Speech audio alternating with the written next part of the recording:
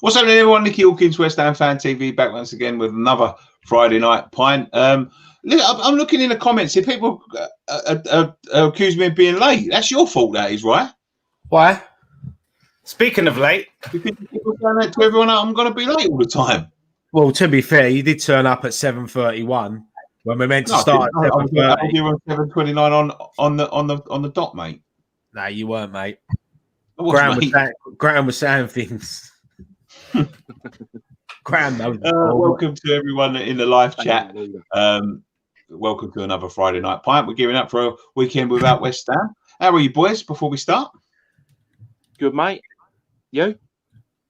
I'm all right, thank you. Yeah, I'm all right, mate. I'm all right. Everyone all right? You all right down there, Graham? You all right down there?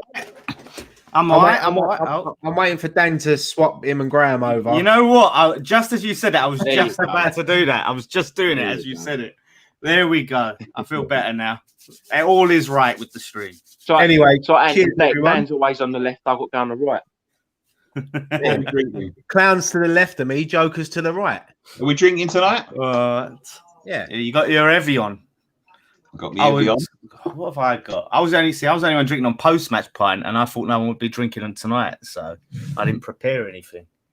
Closing the title, Dan. Closing the title. Listen, listen. No one else was drinking on post-match pint. That is the original pint show. You know. We do try. It's a little bit different. I can't drink at all. So we are trying to get back to the final. I've got a San Miguel down.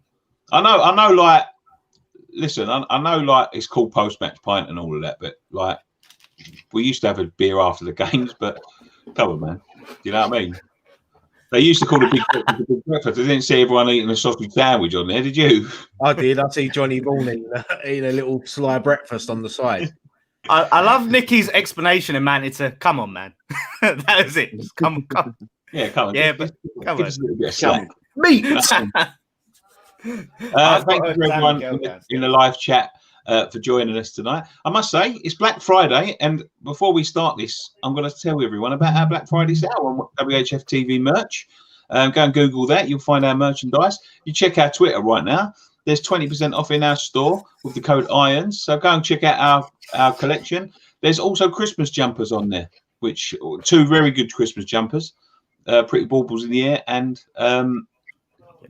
We Three Kings with the 3 World Cup winners on there. So go check them out right now.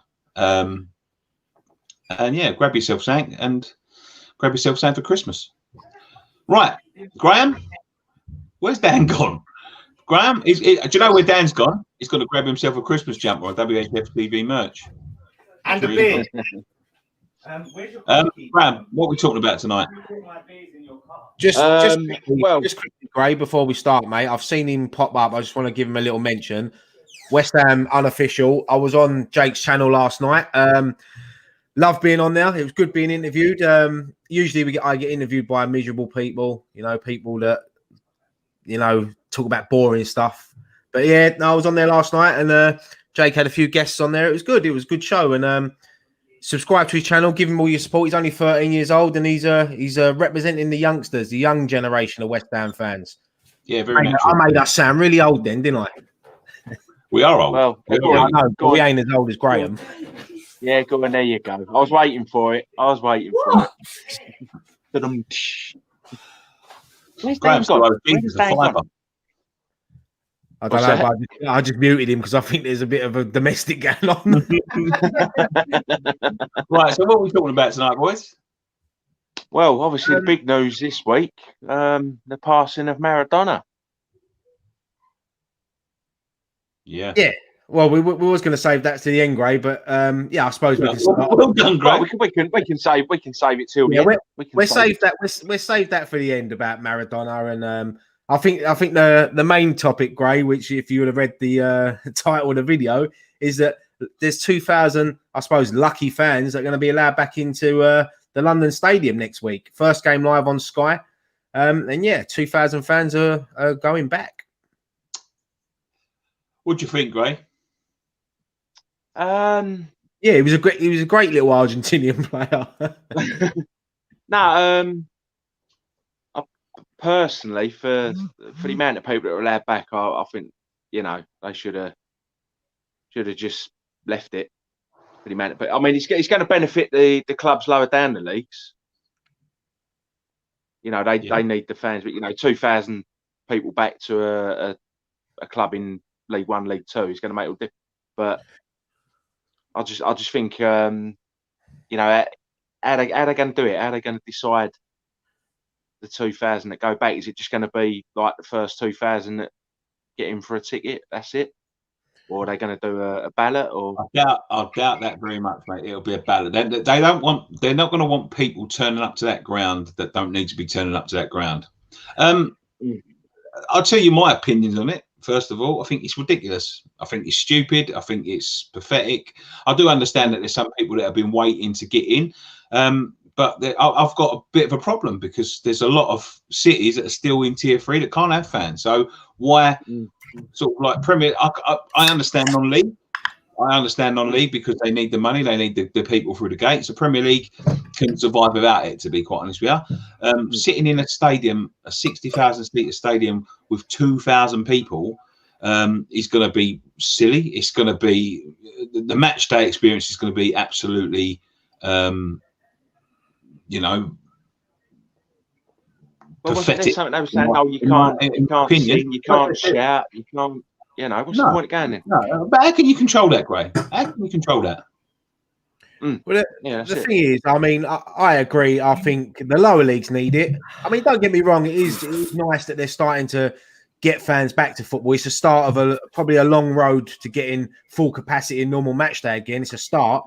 For me, I'm with you. I mean, it's a bit like you look at Liverpool can have fans, but Manchester can't. So is it an advantage to Liverpool in the title race having fans there? I know it's only 2,000, but it's me. I said it last week. I'm not in a rush to go back, so I'm not going to be the one putting in for the ballot going to go back. If you can't stand up, won't be able to drink, you won't be able to shout, you've got to sit down, you've got to separate from your friends, you got to, it's like I said to you last night, Nick, it's going to be like watching it on the telly but sitting in the freezing cold. And then it's going to take you've got to be in there a certain time before the game, you probably got to wait after the game before you can leave. It's not, but as I said, it is the beginning of hopefully getting back to normal. Just seemed a bit last minute, didn't it? Like we had that announcement from Boris the other day. He was like, "Oh, and fans can go back to football." Like I would have expected a little bit more of a build-up, a little bit more preparedness. It just seemed to be like, bang, right? Yeah, let's get fans back in football. I just think it's madness. Sometimes I think, like, I know it's only 2,000 people and all that, but it just for me, it just opens 2,000 people up to, getting a virus or spreading a virus. It just puts the risk on. We've just had another month-long lockdown. A lot of people are suffering, man. A lot of people are suffering with these lockdowns and all that. And I do understand that you have to get back to normal life at some point, but 2,000 fans is ridiculous. Like, and is there any difference of going to sitting at a football ground than walking in a supermarket? No, I guess not, mate. But supermarkets are essential. I would more sort of put it as going to the pub in a smaller space and all that sort of thing. But I don't know. It's one of them ones, isn't it? Like at the end of the day, people know. And I'm going to read some comments in a minute. I've seen some comments coming in, like a few sort of having a dig at me. But I'll read them regardless. Like I wasn't too fussed about football coming back last season. I thought the season should have been scrapped. They should have done a whole lot of different things. And for me, football, just because of the way it is and the way people act at football, and this is no sort of dig at anybody that goes to football because we all love it, but you scream, you shout, you get in close proximity with people, you cuddle people, you hug people. It's one of the things that, if there's a virus getting about, it's one of the things that's going to spread the virus the most. Now, 2,000 people in the stadium, I'll be honest with you, like, I'd rather not, to be quite honest. You know what I mean? But can we keep on affording sort of like the first thing that sort of caused a spike in COVID is like we're opening the schools. They open the schools, and we've had another spike. Now we've had to have another lockdown. The more they keep on opening these things up too early, and I just think this is a little bit too early, because we're on the cusp of having some sort of vaccination. Look, there's all sorts of debate about whether people are going to take the vaccination, because obviously we don't know what the long-term effect of the vaccination is. But are they just opening these things for the sake of opening these things? And you're just putting more and more pressure and more what's the word? More and more risk, more of a strain, and more of a strain on it for no reason. I'd rather have nothing and then have everything at full capacity, then keep on going, right, let's go back little by little, because I don't know, that the thing about this government and the thing about this virus is that they've tried to do these things before with pubs and all that, and I do understand you've got to give the economy a boost and all that, but every time they've tried to do something, it's ended up in a spike, and we've had to go back to where we were. Do you know what I mean? You can make an argument for the lower league clubs, I think, just not with Christmas coming up and all of that. I don't know. It's just, something just doesn't sit right to me. I won't be getting back. I'm with I'm in the same camp as well, and I'm in no rush to get back over there until everyone can go back. What I'm hoping is that West Ham don't put all the season ticket holders in a ballot. And say, for instance, if I got chosen and then they say, right, do you want to go or you don't want to go? I mean, they should let people that want to go apply for the tickets, because there are people that want to go. There are people that are craving to go back. As I said, I'm not in too much of a rush. I'd rather let them people go back, but I think it is a positive step, because obviously, we had the news today that the R rates dropped below 1 for the first time, and it seems to be, moving on. But I do agree with what Nicky's saying in a way, is that you could have that where people do go back and there's another spike, and then so maybe they could have held it off until maybe January, February time. But look, it's, as I said, it's a positive step in my eyes. That the thing is, well, you're gonna have Christmas, right? No matter what they say, no matter what lockdown tier you're in, no matter what sort of advice you've been given by the government, right? We've had this for nigh on a year. By the time March comes and all this furloughing and all of that sort of stuff ends, we've lived with this COVID for a year. It's absolutely decimated everything. I'll be honest, mate, what they should have done is they should have just waited until the whole country was in the same tier 2. They should have waited they should have said, right, Manchester and all the other places up north that are in tier 3, another month of lockdown. Come January, we can move you to tier 2, and then everyone's on the same playing level. You can all go to games, and obviously they're not going to let away fans in and things like that, but it should be for only home fans. There's not much, there's not going to be much advantage really for teams having 2,000 people in a 60,000 seat stadium. You're not really going to notice them there, are you? Especially if they can't sing or dance or chant or whatever. No, it's pointless. That's the thing. I don't know. It's just that I just think at times we take one step forward and another half a step back every time to just try to get something back to normality. Football, for me personally, and a lot of people are, will be surprised at me saying this. I see someone say, like, I didn't want it to come back at all. No, I didn't, because football is very, very low on my list for things that need to come back, because, as I say, it's one of them. How are you going to stop 2,000 people, right? If a load of mates get tickets, how are you going to stop them from going drinking together? How are you going to stop them from congregating together? And apart from that, well, pubs won't let them in, will they? Because they're not in the same bubble. Well, you go in one by one. There's ways around it. I don't know, mate. It just doesn't sit right with me, and it doesn't sit right with me that some cities like Manchester and Burnley and things like that can't have them still. Yeah, it's ridiculous. Well, they should have listened to Boris ages ago, and they should have washed their hands. We sing Happy Birthday twice would have been away. But in December, right? You start in December, no matter what this is what I was saying. I went a bit off course. No matter what the tier levels are, you are not going to stop people this December, this Christmas, from travelling up and down country to see their families. People just had enough. Like, you know, and you know, you can't turn around and say to someone in tier 3, oh, you can't travel. Well, unless they put fucking checkpoints on the motorway, they're never going to stop it. The people are going to be driving around for Christmas. People are going to be visiting people. There's another spike going to come unless they come up with this vaccination. They've already said, like, they relax it for Christmas, and then like January's going to be. But people keep on saying about the virus. January's going to be pretty much a lockdown, isn't it? What you know, it comes out after 10 o'clock at night and all of that. So no, they're pushing things too hard. They should have saved all of this up, these little pub openings and school openings and that, for people to be able to visit their family at Christmas and all. I don't know. It's a difficult one. It's a difficult one because you know, but so many people. The thing is, I know what's happening, but we have got to sort of try to start getting back to a bit of normality. You know, I mean, look, we all said at the beginning of the first lockdown, we didn't really want football back. We didn't feel it was right to come back. But when it did come back, what a boost it gave everyone.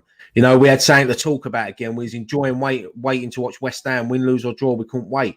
And I think you do have to sort of get back to a bit of normality. And, you know, as long as people use their noddle, you know, and they're fucking don't be stupid. For the people that want to go back, and this is no disrespect to anyone, but what you think you're going to be going back to is completely different to what you're going to go back to. I think I don't think you'll get many going for a second time. Yeah. I think they'll go to the first game and then be like, nah. Yeah, well, the thing, like we were saying earlier, it's just going to be like sitting indoors watching it, but out in the cold. No, but worse than that as well, because you're going to have to go through all the crap to get into the stadium. It's going to be so much. Apparently, they're going to spray people with disinfectant and things like that. There's all of that sort of thing going on. Like, fuck me, I'm not going to go fucking football if they have to dip me in sheep dip before I go in a stadium. But then it all comes down to a choice, doesn't it? It's always a choice. Like, if you want to go, you go. If you don't, you don't. It's a choice. You know, it's how you feel. If you feel comfortable to go, then go. If you don't, stay at home and wait until it gets back to normal. And we can. Me personally, I think once the crowds can get up to a 20,000 plus, that's when I'll want to go back. When it'll feel like a match day. Even 20,000 people in a 60,000 seater stadium will look empty, but it's going to be a lot better than having 2,000 people there. Yeah, it's going to be just crap all around. That's why I took option 3 because I had no. Some of these people who want to go back is for their ego as well. They want to do. Don't forget, you're going to have to wear masks, so you're going to be sitting there in a mask. So to be fair, people, if you're on the telly, they won't see if you're singing if you got a mask on, so you can sing away. Yeah. Come on, you! I ain't singing, mate. Yeah, I wonder what the stewarding situation will be on that. Right. The steward will be chasing you with a big bottle of disinfectant. Apparently, according to Andy Walsh, he said it's only people that have paid all of their season ticket off will have a chance to go. Yeah, of course. That was when. No, because Ryan's only paid a portion of his, and he was in that first option, so he was initially in the running. But I think now they're doing it because it's so few. Even Ryan wouldn't be in the option because I don't think you have paid all your season ticket, have you? That's what I said. That's what I meant at the beginning. Is that people that's what I wanted to say is that people that have paid up front, and you probably have corporate people there as well that have paid up front, so they'll be in the ballot as well. I don't know. They might even get priority. I mean, you know what West Ham are like they give away tickets to corporate people. So I've heard a lot of people have been having trouble getting refunds. What's this? There'll be a lot of people going now because they want to say, "Oh, we're the first fans back," you know. But then, as me and Nicky spoke last night, and Nicky said, like, they'll get there, and it won't be what they're thinking it will be like. So, no, a lot of people won't go back after the first time. The novelty will wear off, and they'll be like, "Oh shit, this is an horrible experience. I'd rather be indoors." Like, you know what I mean? You're getting to the December and January times. It's the coldest times to go and watch football. Well, let's take some comments. My mouse isn't working properly. I think the batteries are running out on it. It's an afterthought. Miss Emmerich says it's all about the money. Nicky, people go into bars and supermarkets. What's the difference? You need to fucking eat, mate. You don't need to watch football. That's the difference. Chaos Crick 5 says some people are going to get it, and then football fans are going to be blamed for another lockdown. Yeah, exactly. That's one of the things. I tell you something we ain't talked about is the seating, because I can't imagine, like, just say, right, these 2,000 people are selected, that they're just going to automatically put you in your seat. They're going to have to spread you around, and it's going to be interesting how they decide on where each person sits. Yeah, they'll probably use like the Billy Bond stand, wouldn't they? And they just separate people. They'll probably send them tickets in the post and give them certain seat numbers. And someone said, "What am I drinking?" I had COVID easy, and I'm in my 30s. Chris Mills, I paid in full and would love to go back, even with the restrictions. The fact that I've been protesting every week probably won't help my cause. And as Mikey says, travel implications as well. 2,000 fans from various clubs mixing on the same day. I don't think they're going to let away fans in. They definitely going to let away fans. Let away fans in, can they? No, because you can't travel. I don't think away fans, maybe not even next season. But I think he's saying, like, you got fans, like, say all the London clubs, you might have Chelsea fans travelling from. Well, that's the thing. So they'll all be crossing paths. I was thinking that soon, because I was thinking that earlier on the match day. Yeah. You got all the London clubs, not just in the Premier League, in the lower leagues. So the transport system is going to have now thousands upon thousands of people all travelling around on London transport, and it's going to, cause us back there. Darren Brown says, who wants to go back to football on your own? No mates, no atmosphere, no beer. It's a terrible day out. I'll be honest. I think they should have just wrote this season off fan wise. That's a day out of the Emirates for some Arsenal fans, isn't it? Look! I done it last week. I nearly walked into another one. This man says, I fully agree with your opinion, Nicky. The government haven't been concise with the COVID restrictions. Michael KC says, good to see football. The fans are allowed back in England. Joel says, well done, Nicky, spot on. Let me see. I want to see some people that disagree.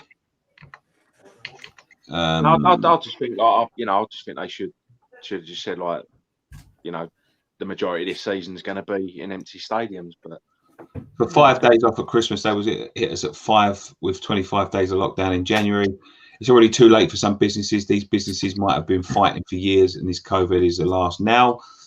Couldn't think of anything worse than sitting in that soulless bowl with 2,000 people not singing. Ryan, it's only fans who paid 100%. It's only fans who paid 100% that says season ticket. I don't know what that means. It means people that have paid it all off up front, I think. That's what we just spoke about a minute ago. Okay, yeah. It's intelligent. It'll go into hiding over them 5 days. Yeah, there's lots of. Tom says, "Will this man be asking me a question tonight?" I don't know. That was another note that was. No. I'm sick of hearing about lockdown rubbish. Do you know the thing is, I'm sick of it. I'm sick to the back teeth of it, and I'm sick, and that's why I get so sort of like pent up about it. And like, I know someone, I can't really move my mouse properly, so I can't find a comment. But someone called me a doom merchant earlier on. But I'm not a doom merchant. I just want to get back to normal life. I'm sick to the back teeth of it all. You know what I mean? Yeah. And I don't want to be like, I don't want half-assed attempts at getting everything back to normal to keep on putting us back. Yeah, like that eat out to help out and all of that stuff. They're just half-assed things to and I just want to go back to normal. I want it to be back to normal.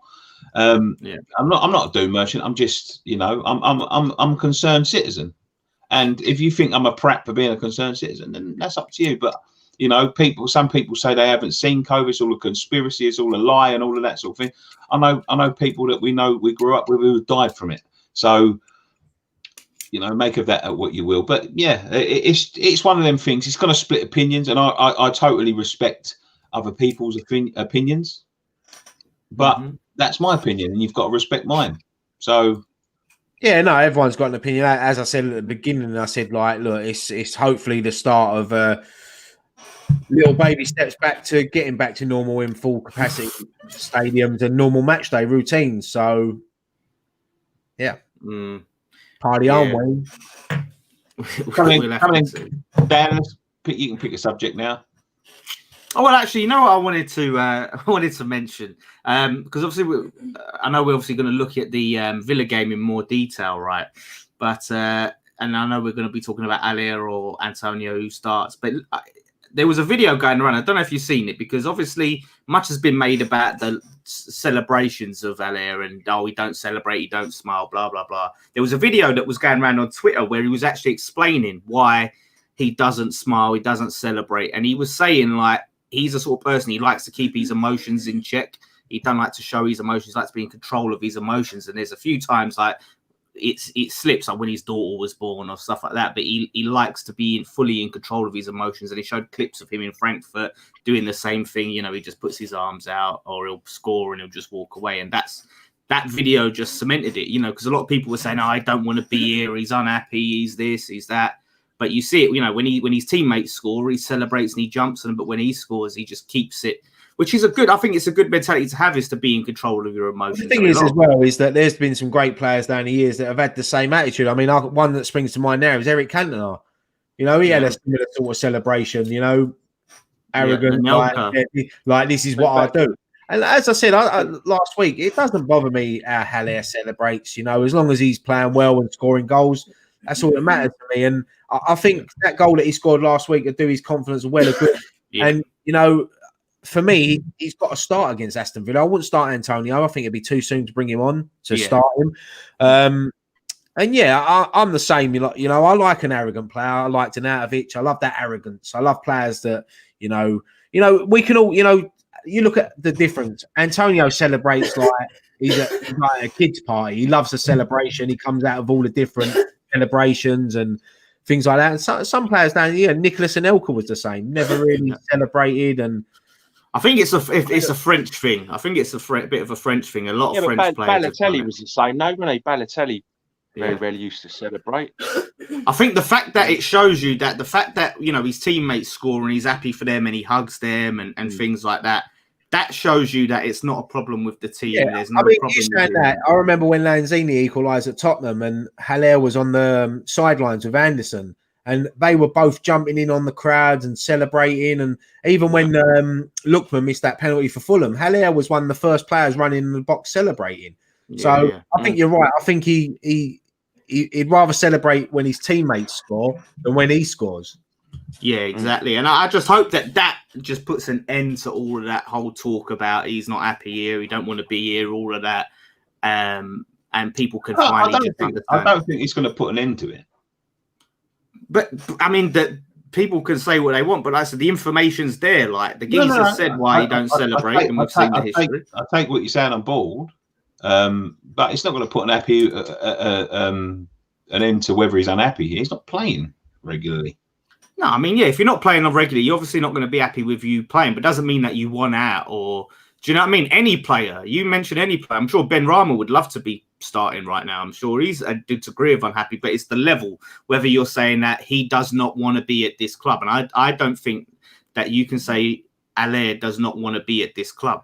You know, I think that whole... the celebration and the smiling thing, I don't think people can use that as a stick to beat him with anymore. Like you've seen the evidence, we've seen the video of why he don't do it. We've seen that he celebrates with his teammates when they score. Like, I just think that conversation needs to stop. And if he scores against Villa and he don't celebrate, we should not even hear a word about it. I want to see him do a Ket Spire celebration if he scores against. We'll start voting the advertising bold in. Start kicking everything. I'd love it if he, just to shut people up, he just went and done a crazy knee slide or Antonio's Homer Simpson or something like that, just to shut everyone up and go, "Are you happy now?" I'll be honest. I'm still not a fan. He's got a long way to go. That good goal last week, winner. But I'm still not a fan. But that's just me. But.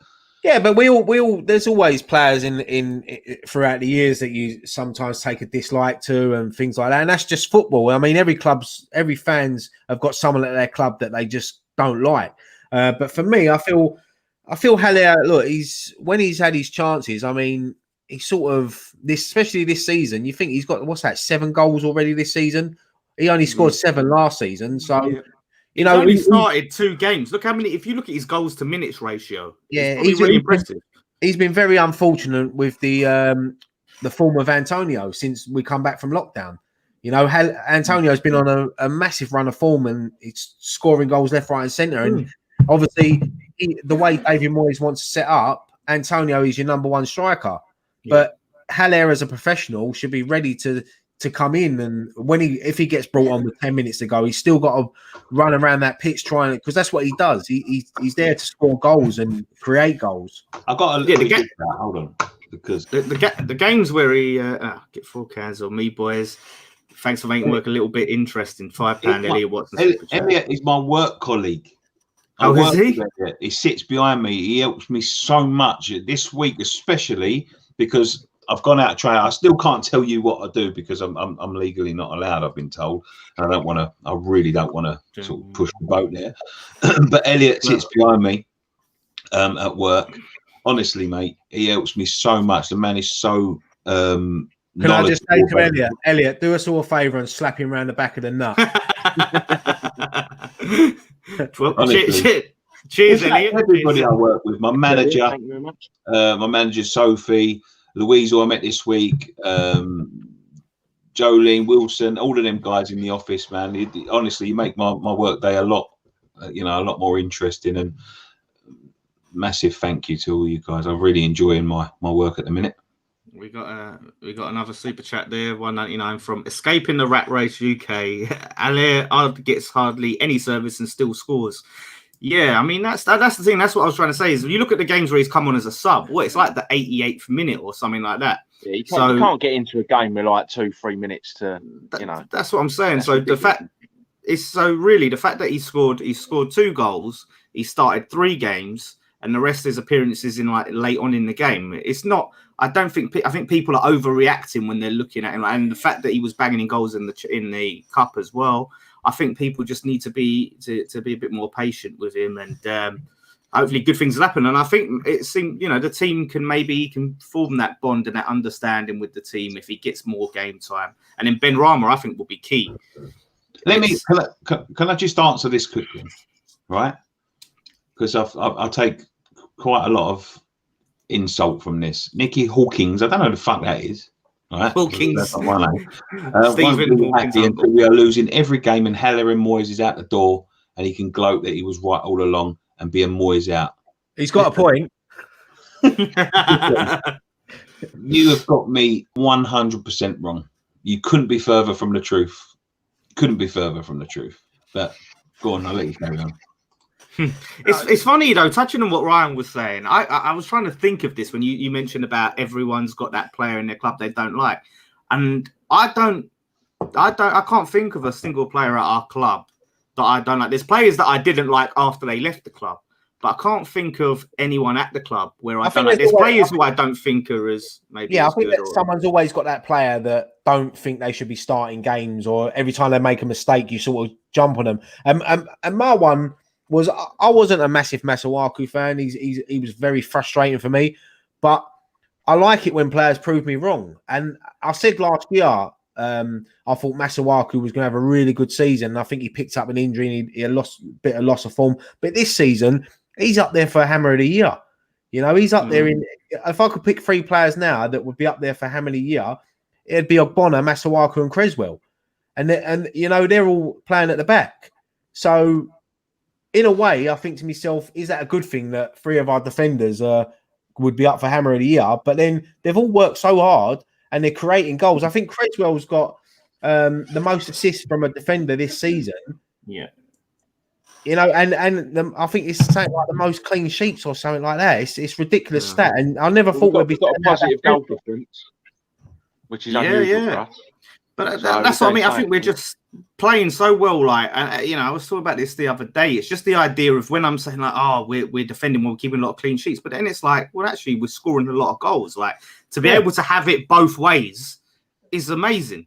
And I think I said this on a podcast the other day or last night. Sorry, that David Moyes deserves a lot of credit.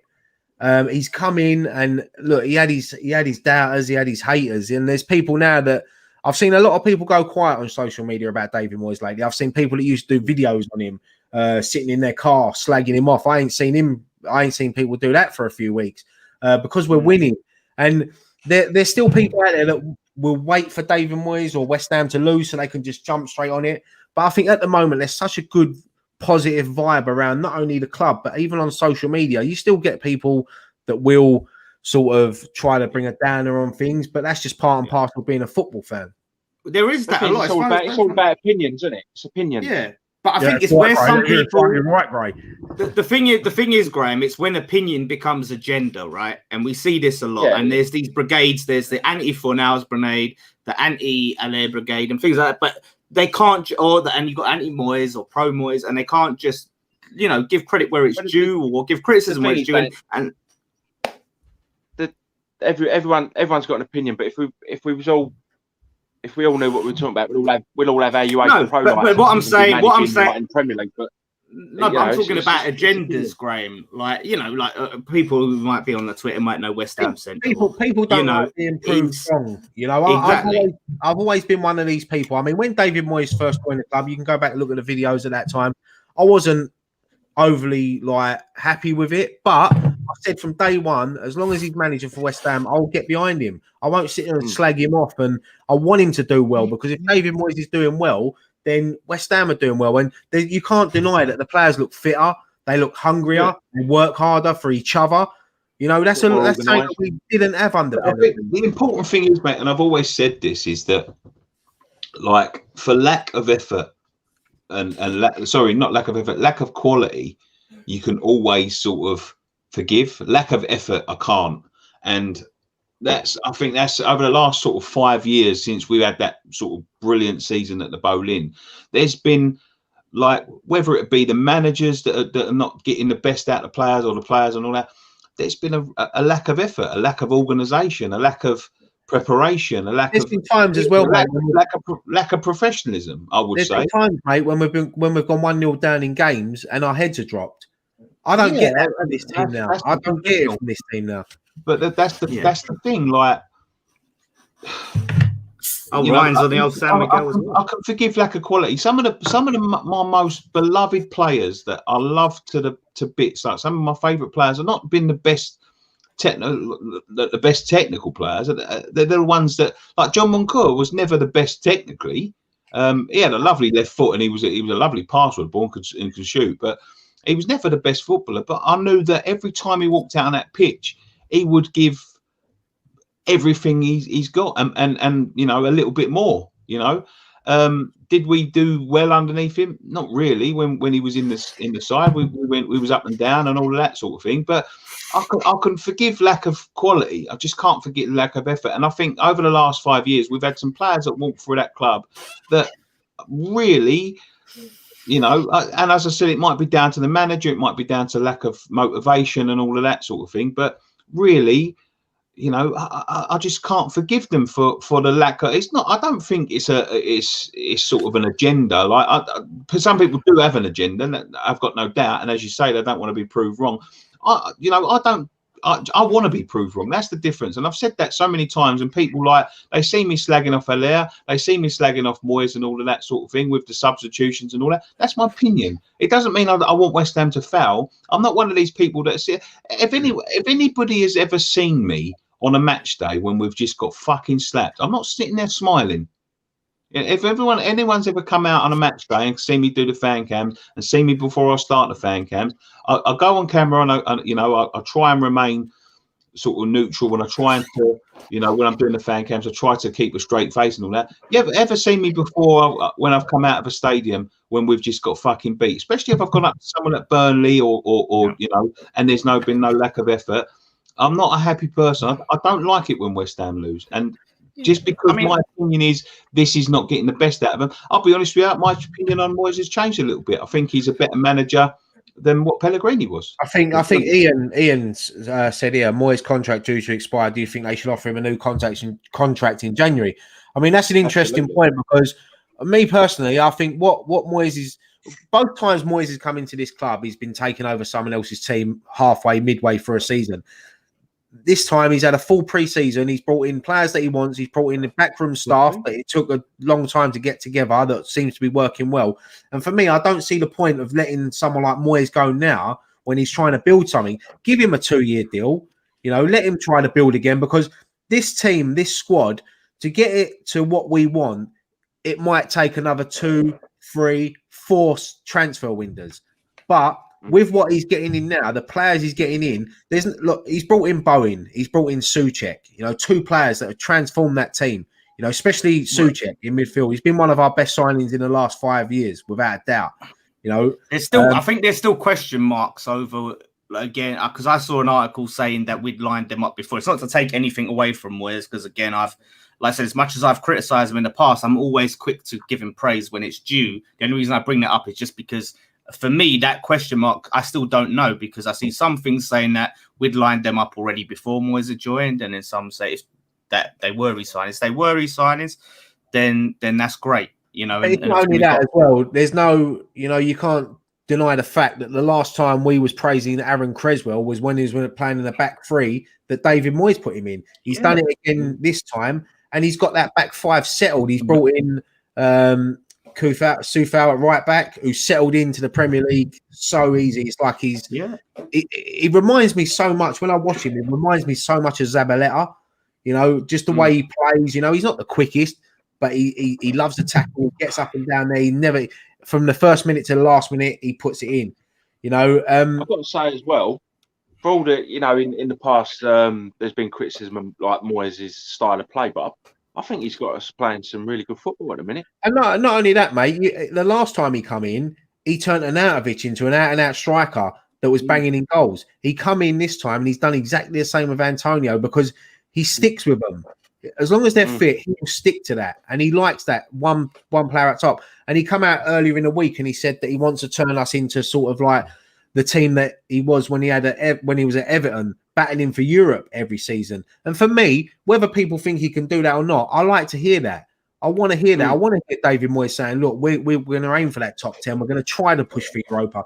It might be a bit too much this season. It might be a bit too soon. But we're heading in the right direction at the moment. Yeah, I think it's a case of, I think we should just give him a contract now, because like at the end of the day, we might, we might as well back this guy and stick with him. He's shown, so far we've had a good season, but there's no point in trying to now go and stop and change it and have uncertainty. Who else are we really going to get anyway? And so far we've seen some really good things, and maybe we can have a manager for the long term. We've had too much chopping and changing now. We need to have someone who's going to build something. And at the same time, like I said, we talked about this a few weeks ago, and I said, listen, even if we end up wanting to sack him, we should be giving him a contract now, because I don't think it's good to have a manager who has an uncertain future. We've seen it before with Big Sam. The thing is, with Moyes, he's starting to implement something that we ain't had in a long time, and that's a philosophy. And at the minute, he's trying to make us the team that's hard to beat. It's the team that don't concede many goals, teams that are organised at the back. Now, if he can implement that philosophy and it flows throughout the club, and he can get that spot on, his lack of striking options obviously doesn't help him, because Haller's not his signing. He doesn't really fit into the system that he likes to play and all that. And as I said, I'm not digging out Haller. He just doesn't fit the system, basically. And he was here when he got here, and he hasn't had a chance to sort of implement anything else. That's why he prefers Antonio. But do you know what's put it into? Oh, go on, I'll let you finish. So what I'm saying is if he can implement that first, which I think is something that Allardyce-esque, that implementing this, sort that defence out first, and then once you do that, and you've got a settled back 5, and holding midfielders and all that, then you can start to concentrate on the more attacking play. And that's what Sam done. He got it organised from the back. He made sure that we was hard to beat. He made sure that we was defensively resilient, and then he started to add a bit of flair. And to be fair to Allardyce, I thought personally Allardyce was a bit harshly treated, because the last year we was there, at about Christmas time, we was playing some of the best attacking football that I've ever seen. I think we were 4th in the league, weren't we? Yeah. I think at Christmas we were sort of like in Champions League places, and I still think, and you can look back to post-match pints at that time. There, you can look back to them years. I still think that they told him at Christmas that they weren't going to renew his contract, and it just wasn't. I've just seen someone there say, "Look at the picture that Haller tweeted." I've just looked at it. This is one for you, Nick. There you go. He's probably imagining he's leaving West Ham. He's actually. I want him to. I want Haller to succeed. Of course, I do. He's actually captured that up yours, Nicky Hawkins. Fair play to him. No, it's really, Dan. That's a shame. But yeah, I mean, look, we can.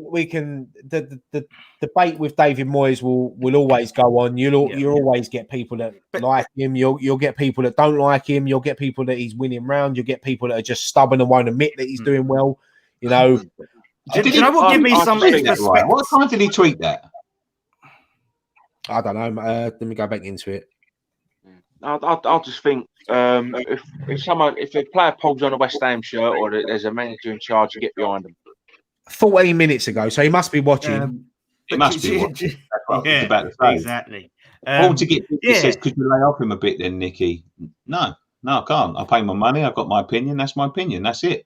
Right. Escaping the Rat Race UK says $4.99. Other than Fabianski, what other keeper would you have? He's the best keeper. Then look at that. He's upset that I won't lay off of him. Look. What? I know. It's just like I was just trying to fucking make this last point, and he's like, "Fuck you." So I was just like, "Oh, I give up." I've just had this up on the screen for so long. I just want to. Yeah, go on then. Make your last point. I don't know what keepers are out there, to be honest, that are available. I mean, there's some good goalkeepers out there. I mean, the thing is, I'm a big fan of Nick Pope, but to get Nick Pope away, that's going to cost you stupid money that West Ham really shouldn't be paying for a goalkeeper. But a goalkeeper is an important part of the team. So sometimes you have to spend. The lad that steps up at Chelsea, he looks pretty handy as well. Who, Mendy? He ain't stepped up, right? They went out and paid 50. He's their first choice club. The geezer who's taken over, he looks good. Oh, Dimitri Karim. Yeah, that's the one. Yeah. Look, there's some. I mean, Jack Butland. Was Palace got him for what, 2 million or something stupid like that? He wouldn't have been a bad shout to come in. He's only young for a goalkeeper, 25, 26. Come in under Fabianski and then look to take over. But Dean Henderson. It's a position at the moment that we don't need to fill. Fabianski's still got plenty left in his tank. Showed over the last few weeks how important he is for us. He's 36 though, so they've got to start. He's got another year or two left for a goalkeeper, and then we'll start to see like a decline like Jeskalainen and all that. The problem is with that is, do you want to go out and buy a goalkeeper now when money's very tight? Because if I was going to say yes, I would go all out. So say for instance, Fabianski left tomorrow, so he turned around next week and said, "I'm retiring at the end of the season, so you got to replace me." I would go all out to get Henderson from Man United because I think he's a fantastic goalkeeper and I think he's got a big future ahead of him. But Fabianski isn't retiring; he's still got plenty left in the tank. So you give him another year or two before he goes. Is Henderson still going to be available? I don't know. You're going to have to look at it at the time. With a goalkeeper, it's a very, very, What's Slavia Prague's goalkeeper like? Maybe we can get there. Goalkeeper, as we seem to be doing all right from that end of the. I can't think of his name, but you got the other goalkeeper at Burnley as well. I can't think of his name. The other English goalkeeper. They've been quite blessed with goalkeepers over the years, Burnley. I mean, maybe if they was to get relegated, West Ham might look at it in the summer, but the money that they're going to ask for a goalkeeper of Nick Pope's quality is going to be ridiculous, So, yeah, I don't think it's at the moment. I'd rather spend 30 million on a striker than 30 million on a goalkeeper. Yeah. I'll book you right there, right, Mark? Well, Kathy always says that. Yeah, good old Kathy. Always rely on Kathy. Graham. Ryan. You all right, mate? I'm good. Happy Friday. What's Nicky looking at? What are you looking at? What are you drinking anyway, Gray? What's your... I was drinking Jack Daniels and Coke, but I appear to be empty. You love it. You love a Jack Daniels, Gray. I do. We always have a little cheeky one when we go out. We get our rounds. We always do that little look over the shoulder and think, yeah, go on, let's have one. Let's get one on here. It's all right, cheeky one. Should we go ask us anything? Yeah, I think Graham wants to talk a bit about Maradona. He's been itching to do it. Well, I was just saying it was it's been the big news this week. So yeah, the thing is with Maradona, look, he's a great football player, one of the greatest of all time. You know, I was born in '84, so I didn't really remember '86 World Cup. My first real football memories were Italia '90, and even then he was a great football player. But I was, as a young England fan, you know, I was sort of taught to hate Maradona, you know, for what he done. He was a cheat and things like that. But when I look at him, I remember as a kid having a VHS of the greatest football players, and you had Cruyff, Maradona, Pele, you know, and I remember watching that. You know, some people are probably sitting here thinking, "What the fuck's a VHS?" It was basically a big videotape before DVDs come out. It was a massive DVD. Yeah, but you know, look, there's no denying Maradona was only short as well. He was 5'4", 5'5", and you know he was unbelievable. And people compare him to Messi, and people will say Messi's the better because he's one. But Messi, it's a different era because the pitches that he played on. Go back and watch that England game with the hand of God, and you look how Maradona got kicked about that pitch. I think Terry Butcher done an interview yesterday, and he said that we wanted to kick him off the pitch. He said, I elbowed him, I kicked him. I thought there was one point where he went off and he was getting treated for 5 minutes. And I shouted to my teammates and said, he's off now, he's off. And he just jogged back on. He said you couldn't get him down. And he said, not only that, you couldn't even get near him sometimes. You know, he was just a great footballer. And it's a massive loss. And the thing is, I said to Nicky today when we was messaging each other, I said, like, he's got a state funeral and they've gone into 3 days national mourning. We won't even get 3 days national mourning when the Queen dies, you know. So it shows how godlike he was in Argentina. And listen, whatever people think he's a cheat or whatever, you can't deny he's one of the greatest football players that ever lived. Listen, it's one of them situations when you've got to take a step back. Of course, for '86, you're going to hate him. Of course you are. You know, he cost us a place progressing in the World Cup at the end of the day. That's the end of the day. But let's put yourself in that situation. His country's in England, his country's Argentina, and he wants Argentina to do all that they can. And, you know, he took one, he sort of basically took one for the team there because it got him through. Of course, we shouldn't forgive him. Of course, he cheated us. But at the end of the day, for him, Argentina got through that. It's the officials that people really need to look at for that, I tell you. Yeah, so it's the officials that didn't spot it. You know, he's just trying his best. But in terms of being, you know, the way he played football he was one of the greatest of all time. But the thing about players like that, and we see a similar sort of fall from grace from someone like George Best, who had the world at his feet. It was also effortless, and that was the same with Maradona. It was just also effortless. 94, he got, he was playing in the World Cup in USA, and it sort of rested his career. It sort of put his career in a bad light as far as the rest. He'll always be a god in Argentina, no matter what. He could fucking go and kill a million people, and he'd still be a god. I think that game in '86, mate, summed him up perfectly. His 2 goals.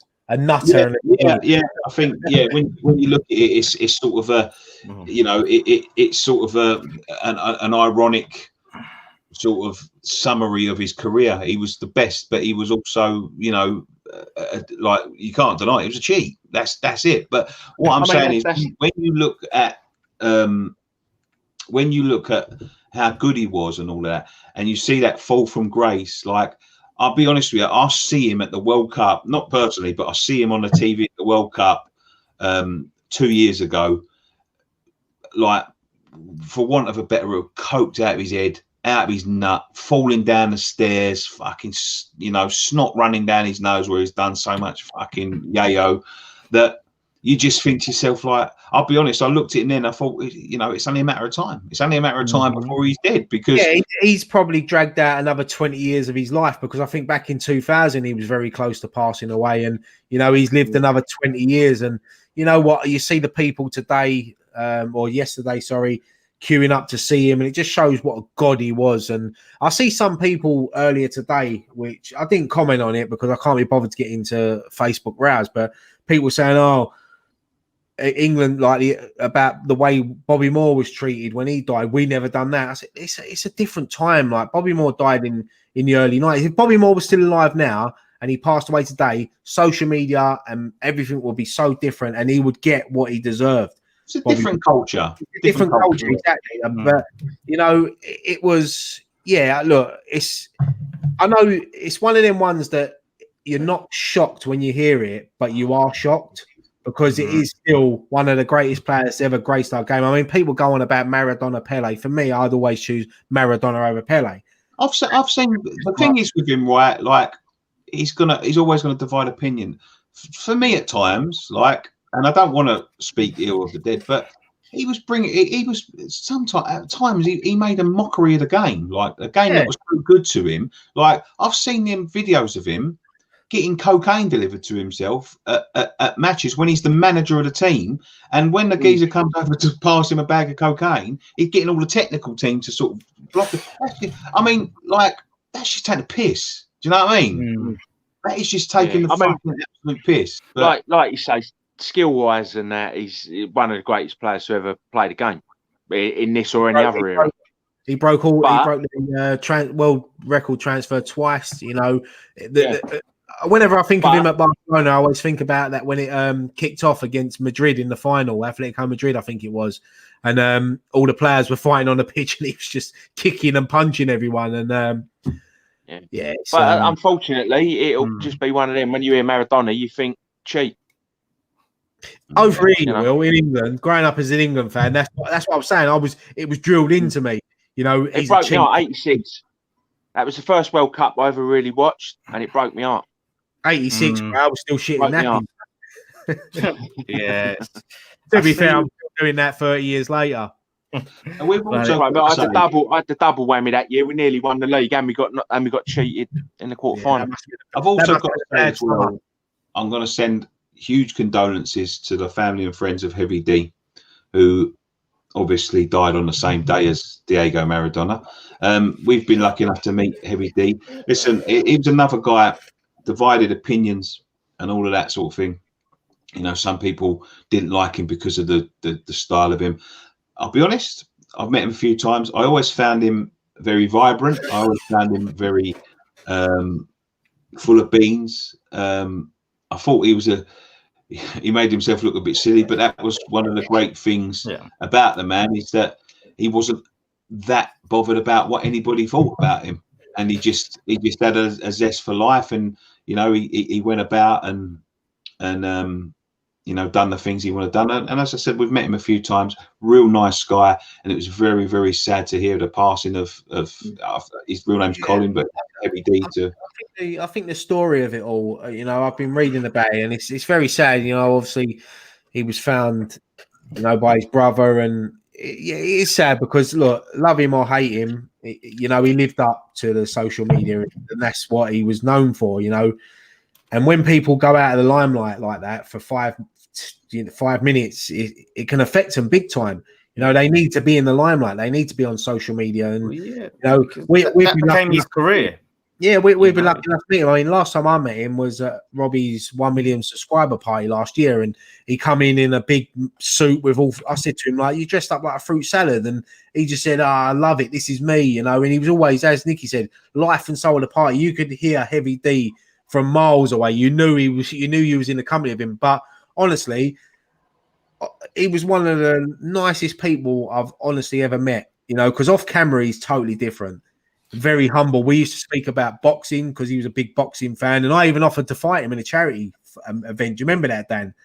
I remember you were saying that. He wouldn't fight me because I was younger than him. Like, you know, but you know, it's it's sad. It's sad when anyone passes, really. But when it's someone that you know and you've worked with, and you know, it's even more sadder. And I feel, you know, thoughts go out to him, his family, his fans, his friends, and everyone.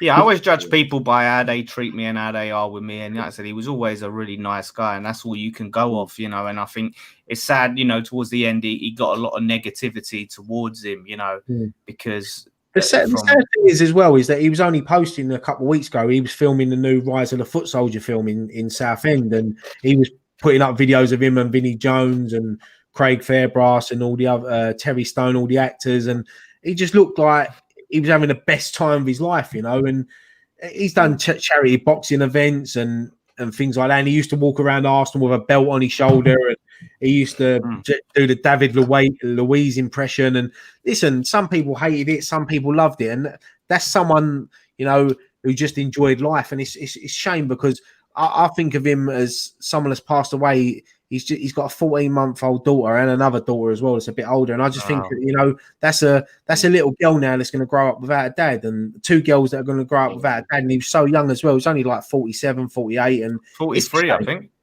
He was younger than that, I think. 43. I think 43 was what I was seeing.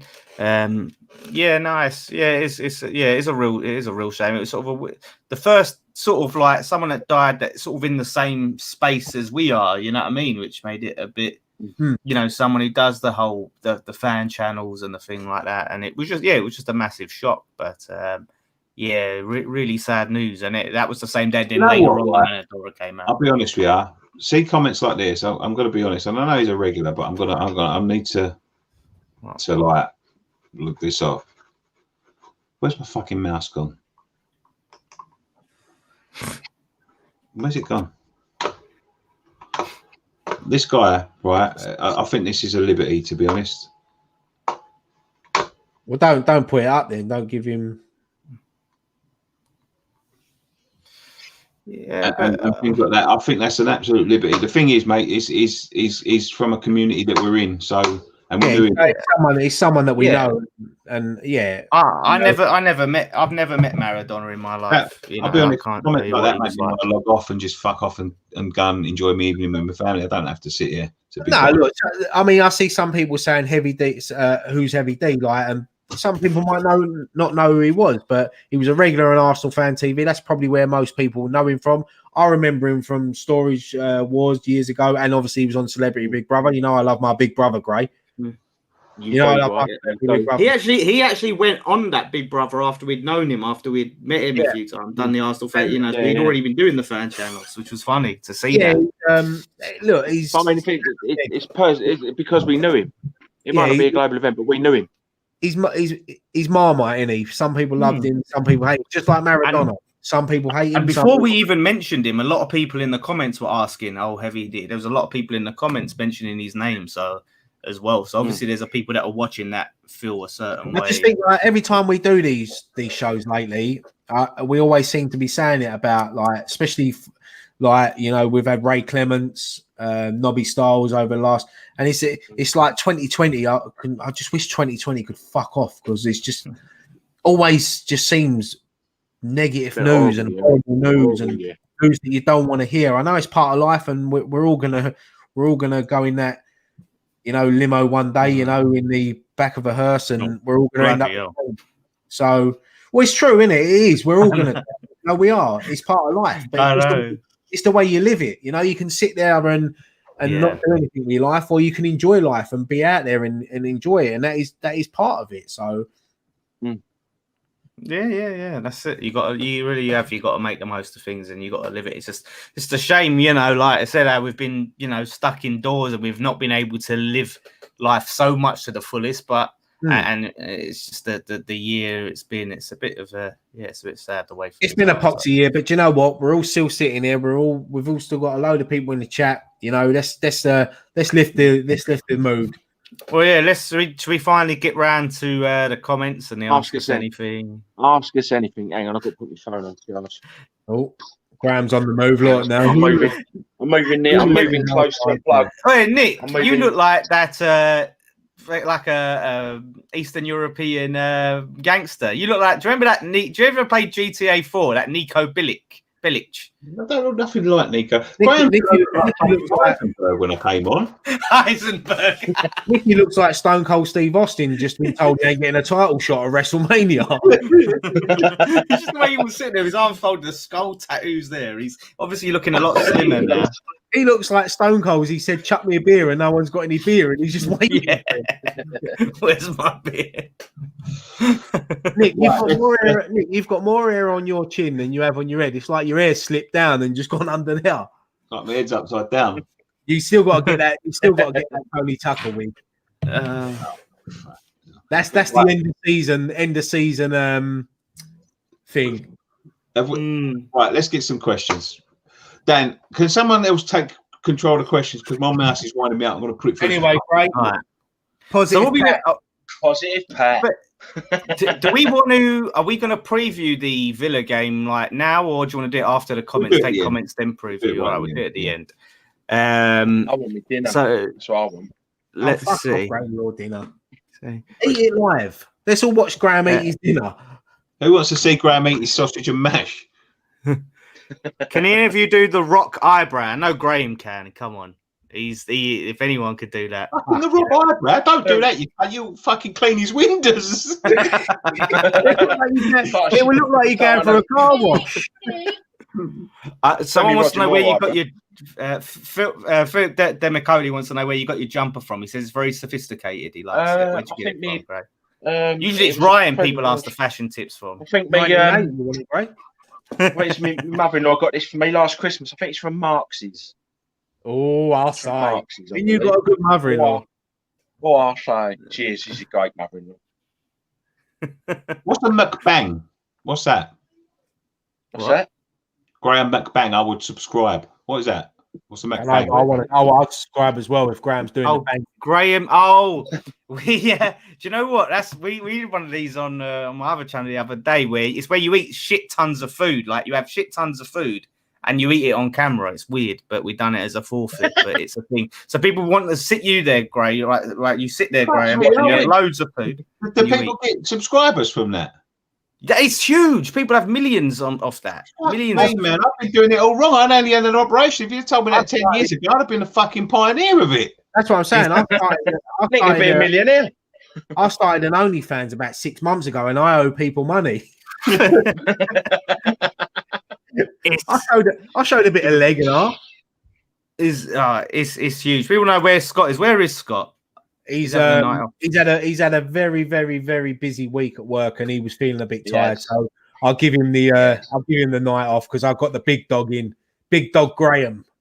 Well, but that's great. Graham mukbang is on a McDonald's menu.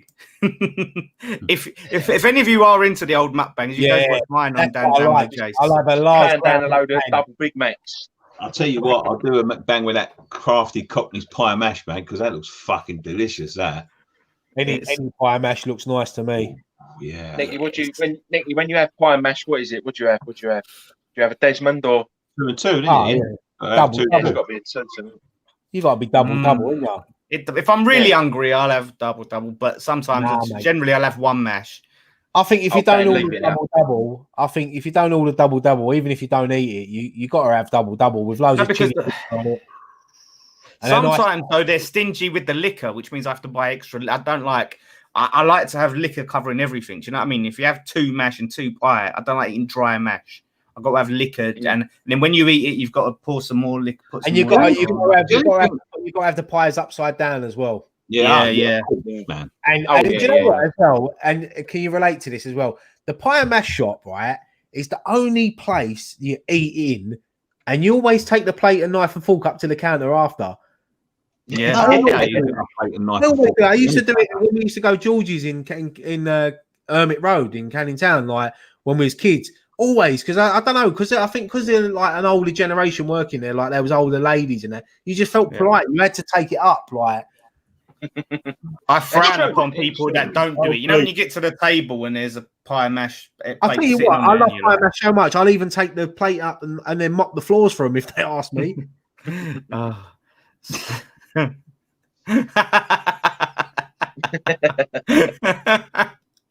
don't know. It's got a big nose, to be fair. When the eyebrows are, you got custody of the nose. Wow. What, they are a fucking treat. That is, they've got a bigger. Like I trimmed them up. Trimmed up in between this morning. What do you use? A fly mark? I've got a little trimmer thing. You need to do the threading, Graham, still for our 10,000 subscribers celebration or whatever it was. I think Nicky's get your eyebrows forfeit. I think we should all wait until we have to do forfeits and just do them all together. Yeah. No, to be fair, we haven't been able. We normally do it at the end of the season. We haven't got back, have we? So Yeah, and that doesn't really make an excuse for Graham though, because that was like 3 seasons ago. Don't you thread your fucking eyebrows? My eyebrows don't need threading, thank you very much. They're perfect the way they are. I've got the best eyebrows on the channel, mate. Fucking, they're the fucking home for a couple of squirrels. Them eyebrows, they don't need to be threaded. Hey, look, I'm not digging anyone out about their eyebrows. I've got no, you know. I'm just going by the comment. I've got no business digging people out about their eyebrows. I am fucking buzzing for the hairdressers to open next week because like I've got locked down here. My hair is getting so long. When I put it up last night and it looked like I look like Ivan Drago out of fucking Rocky 4. Like, honestly, it's so long. Even if I flattened it, it come down to about there. Do it. Like when we used to go Village Wine Bar in the early 2000s, Nick. Yeah. I was talking about that today in work. I was telling them all the stories about Village Wine Bar. So it's a lovely village, man. This means AUA. Would you have Parker as West Ham manager? Not based on what I've seen. I'm not saying how much of the way Fulham's gone is down to him because they've got a really just awful owner. But yeah, that's a risk way too far. I wouldn't have him right now, but I think Parker's got potential to go on and be a good manager. We all know his player and his passion. I mean, maybe a future West Ham manager. We never know. Yeah, I think he needs to go on and play and manage a few different clubs and things like that before I'd consider him. Nicky, do you play Foot Champs? If so, where do you finish? Bronze 2. That's how much I play that. I was Silver 4. Silver 4. Jadon Sancho, do you guys support Dagenham in non-league? No. I don't really follow. I've been to a couple of Barking games. My local club is Aveley, which are managed by Keith Rowland, ex-West Ham. I'm a hashtag fan. Me and my boy are hashtag fans on league. Now, Barking is my local club. Barking is actually literally down the road from me. Barking. Yeah, I've been to a few. I'd say probably Barking. Nice one, great. But I wish them well. Like, I like to see, if I ever look at lower league, I like to see them do well. If they get promoted, that's great. And things like that. But I wouldn't say I support them. I haven't really put any money into their club. I haven't really paid to. The only time I've been there was when West Ham played there in that charity game with where Jordan Hugill scored. What question? What sort of question is it? This has got to be the worst question I've ever seen, right? And I don't mean this. I don't mean this silly, but what are you guys having for extra dinner? But that could mean do you have turkey? Do you have beef? Some people don't eat turkey, do they? Do you eat turkey? Do I eat what? Goose. Goose? Yeah. Fucking goose. Some people have a goose. No, they do, but I have had goose, but not on Christmas Day. Goose. As fat as your head. I could see Graham eating a nice goose with a turtleneck jumper on, all carving it as well. Nice glass of sherry. Graham, have you ever had goose? I've never known anyone to have goose. People put the goose. I have had goose, but not on Christmas Day. I have had goose. Right. People put the goose thing on their potatoes. Right, here's one for you then. Brussels in or Brussels out? Out. I don't like them. Brussels in all day long, mate. So I'm with Ryan. You've got to have the Brussels. What's your favourite part of a Christmas dinner? Eating blankets. I've always been a big stuffing fan, Stuffing. You love a bit of stuffing, Dan. I love a bit of stuffing, mate. I'm with you. A bit of stuffing. Bit of Jimmy Ruffin. Meat. You know what? Do you know what I like? When you've had your dinner and then the turkey's outside covered in foil, when you sneak out the back and nick the sausage meat, your mum coming, you put the foil on. I love it. No, I love me Christmas dinner. I do love Christmas dinner, but I like Boxing Day dinner better. What, the cold meat pickles and all that? Man. I like all bit of that. Bubble and sweet. Do you have bubble and sweet though? Yeah, of course. Do you know what? I'll roll on Christmas. I'm trying to. It's salivating. Look. Do you know what? Honestly, I love it. Christmas dinner is the best. Brilliant. No, I don't think any of us are doing fantasy team. Well, if everyone started it, people. I've stopped doing it because I always drop it. I never keep up with it. I'm trying to mix in a bit of West Ham questions. I know some people like us when we do the West Ham questions. Some people like the other questions, so it's trying to mix them in and have a balance with West Ham questions as well. But someone says, do you genuinely think we have a shot of finishing 7th this season, considering last season we started off well to end up battling relegation? I think the problem is, and I was looking at this, thinking at this season, we could have a really positive season, but it's so tight in that top 10, like, especially like if you look from like 2nd or even from 1st down to like 12th or 13th, it's so tight. It's really hard to predict. It's going to be such a lot of competition. I think the way it's gone so far this season, I think if we're consistent enough, then and injuries are kind to us this season, then there's no reason why. I mean, for me, the beginning of the season, top 10 was my aim, to get into that top 10. But I don't see the way the season's going. I don't see why there ain't no reason why we can't push for that top 8, top 7. Listen, 2 or 3 losses, and we're sitting here talking about a totally different season. But 2 or 3 more wins, and who knows? Let's just this season's up the air, mate. There's a lot of teams that could do a lot of things. It's mad. I think the league sort of starts settling down after about 10, 15 games, doesn't it? So I think because now you've got a clear run. You haven't got no international games till March now. So from now till March is when the season really takes shape. I don't think it will this season. I think the season without fans and that is a very different ball game. Well, when we lose, if we lose to Man United, I'm blaming the fans for being there. Yeah. No, I'm only joking. I think we're definitely in with a shot. That's for sure. Definitely, and I think we'll be away from the relegation zone. That's what I can say. We won't be going in the battle. The main thing is, it's about being consistent. We're not going to win every game. We know that, but it's about if you lose, you bounce back quick. You don't go 2 or 3, 4 or 5 games without getting a win. Yeah, it's one of them. I can't really see us going on the way we're playing at the moment. I can't see us. We'll lose the odd game. We might lose 2 on the spin occasionally. Nick, but I can't see us going on a 5, 6, 7 game run without winning or picking up anything. Spice says, "Have you guys played Sunday League?" Yeah, man. Yes. No. I was more of a Saturday man myself. I always thought Saturday Premier League or nothing for me. Only the best. I don't settle for. What you play in the Premier League? No. I listen. If I would play if the Premier League called me and said, "We'll get you in the Premier League." I refuse to play in lesser divisions. Only the best. So until if the Premier League get on the phone and say, "Listen, Dan, get your boots on. We'll have you. West Ham need you, mate." Then you'll see. I don't think that's going to happen, Dan. I think you might. Time, mate. I don't settle for Sundays, mate. I played Sunday League football, but I was more of a Saturday man. Saturday football felt more professional. You got sandwiches after a game. I still keep trying to get Ryan to come and play with me this season, but he's not having it. What? Sorry, Gray, you broke up there. Say that again. I said I do keep trying to get you to come and play with me this season, but you're not having it. Sorry, Gray, we're having difficulties. Oh, I need the Perlo. All that. Oh, what happened? Oh, hello. Oh, he switched it about. Someone says, this question is interesting. What's your favourite West Ham Fan TV catchphrase? Do we have many catchphrases? I like Nicky when he says "back once again," because I feel like going with a renegade master. There's something I say a lot when I'm doing videos on my own. It's like I can't remember if it's I say a lot. Like for some reason when I'm saying something, someone's like, "Yeah, so I don't know if that's a catchphrase or something. I bloody say a lot. But I mean, Philip, if you can tell us some of our catchphrases, we can tell you what our favourites are. But you know what?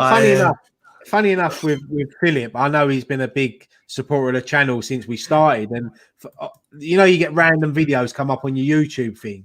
His interview that he done way back when we first started popped up on my thing, and Philip's been there since day one. He's a big fan. Oh yeah, he great has been supporter of our channel. Every week he's in the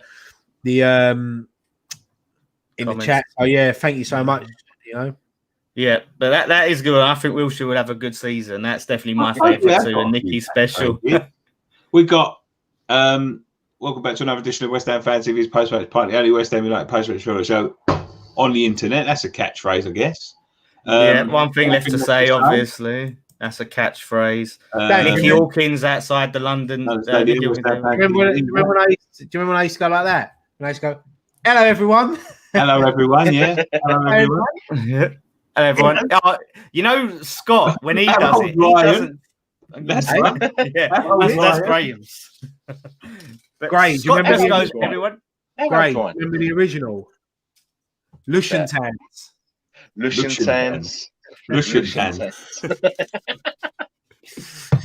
trying to see if there's any other one. Remember the old fucking TV that used to be special with Emma? Do you remember that? Yeah. You know what? I still have that video. I've still got that. Yeah, you know when I tried, that was one of my first orders of business. I was like, I'm getting rid of that fucking intro. I used to love that. How dare you, Daniel? How dare you? I was like, right, we're getting a proper intro. I hated that intro. So I was like, I'm getting that out for a start. Yeah, I suppose that's another one, isn't it? Scott, take us through the starting lineup. Yeah. You know what? You know when we made it, when we were on the TV show Catchphrase, and Mr. Chips is like doing one of our catchphrases on what Catchphrase. About, you look like Mr. Chips, then. Cheers. Look, he's getting the shots back. When we used to do the starting lineup and he couldn't say COYI or Rendell, we used to call him. You know what? Funny enough, I've been watching some old post-match pints, and I used to love the beginning because I always try not to laugh because Scott couldn't pronounce some of the names. Like, don't get me wrong, I'll get some wrong sometimes, but he was funny. And people used to see us like at the beginning. They always used to message me saying, "Right, why do you always laugh at post-match pint?" I said, because I'm so happy like doing what we're doing, and like we have such a laugh off camera. I mean, the other week, me and Graham were sitting there singing "Take That," waiting for everyone to come on. Yeah. And then the show, it gets you in a good mood for the show. Yeah. There's usually some sort of joke is usually cracked like literally just before we start recording, and we start recording, we're laughing, and people are like, what are they laughing for? But it's good catchphrase from the chat. This comes up every week. Where'd you get your shirt from, right? Yeah, exactly. Right, Ryan needs his own fashion show on the channel, that's for sure. Oh yeah, you got a wardrobe full, mate, ain't you? Car. I just like shirts. Is that's more of a running joke, I'd say, than a catchphrase. Yeah. That really only because it winds down up. That really pops up every week without fail. But so I never really thought about that catchphrases. I'll assure you, no one was ever on board. Nick said, "Can we wrap this up? I'm tired." My God. Yeah. When Nicky sits there going, "Right, we wrap this up," and then we go on for another 45 minutes. Yeah. No, do you know what? One of my favourite ones was Scott's. When everyone was having a debate or an argument, he'd go, "I see what you're saying, and I see what you're saying." Yeah, Scott sits on the fence, isn't he? Scott's fence sitting. We'll say something, and you will say something completely different. And go, "No, I agree with you." yeah, exactly. I've got one that we forgot about. Who bit my burger? Yeah. that was for me. That is probably one of the funniest moments. I mean, I was watching that. I think I sent you the video, the link to it, Nick. And I remember watching it, and I was looking at myself, and I can still remember that time where I was trying so hard not to laugh, and I was actually pissing myself because it's just the way you was getting on about something, and then you went, "Who bit my burger?" And I just laughed, and I went, "You." You just took a bite. I still don't know who bit it. It was you. That's what you meant, did I? I'm still not. I watched you pick it up and bite it. Still bit my burger. Let me just quickly answer this because I've seen it come up a couple of times. Where's it gone? Josh, am I watching the Dubois versus Joyce fight tomorrow? Yeah, definitely watching that, mate. And I'm back in the Peacock Gym boy, Daniel. I think he'll win within 5. Comfortable. Well, I wouldn't say a comfortable night for him, but I think Daniel Dubois takes it easy. And then I'll be going to sleep and waking up a few hours later to watch Mike Tyson fight. I can't believe 2020. But then again, this Mike Tyson fan is a bit of a joke. No knockouts, no judges, no if they get cut, they got to stop it. Like But listen, Mike Tyson's earning a bit of money from it, so good luck to him. There you go. A lot of people are asking about Nicky and pizza. Tonight. Yeah, what is that about? What's this thing about? I've seen that since the start of the show about you and pizza. He's probably eating last week still. We ordered last week. Jamie has we treat him to a pizza every Friday, right? He didn't have one tonight, but normally we treat him to a pizza. He likes this certain pizza place, and a fella turned up last week, and I ordered a sort of like a large pepperoni pizza.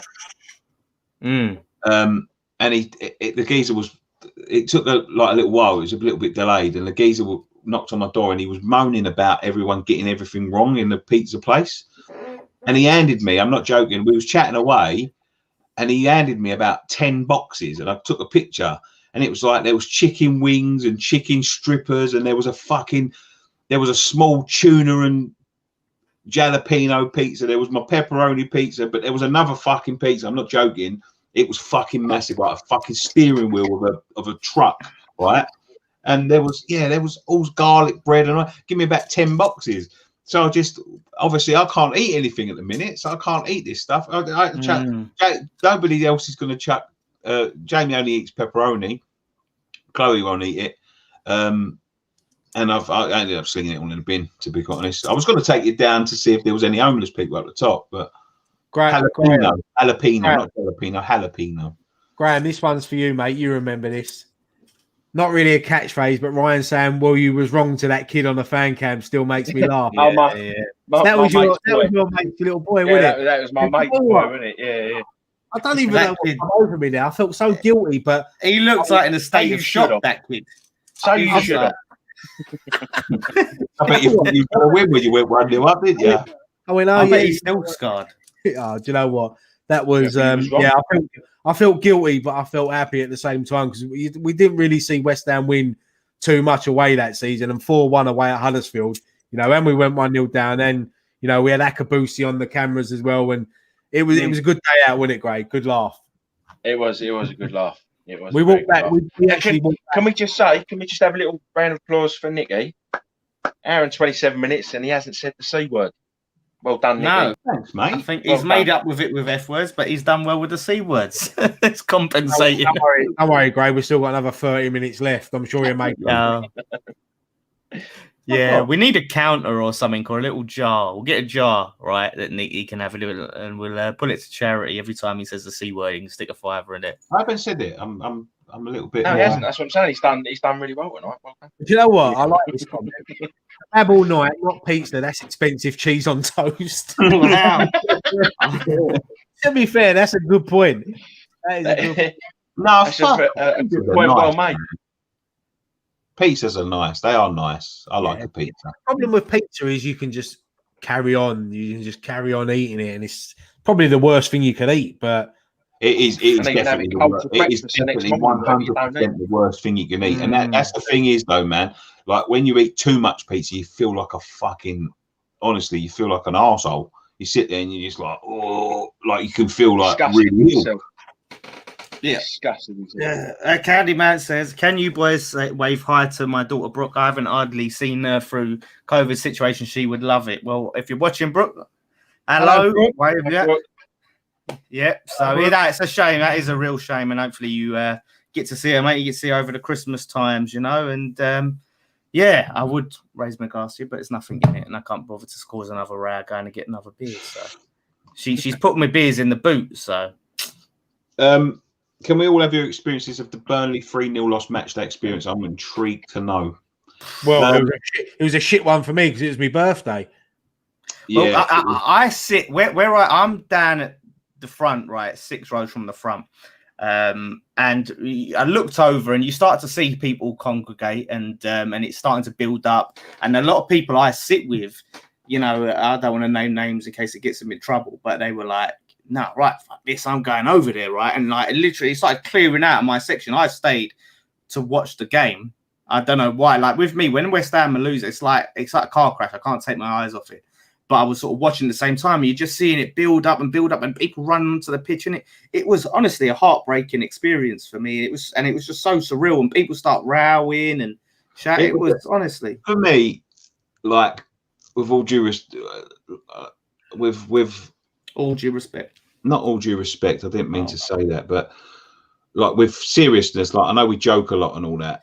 It was one of probably the worst days I've ever been there. It was like, it felt like everything was crashing down around your feet, and it felt like something was coming to the end. We was obviously like with the first march and all of that sort of thing. It was like a congregation of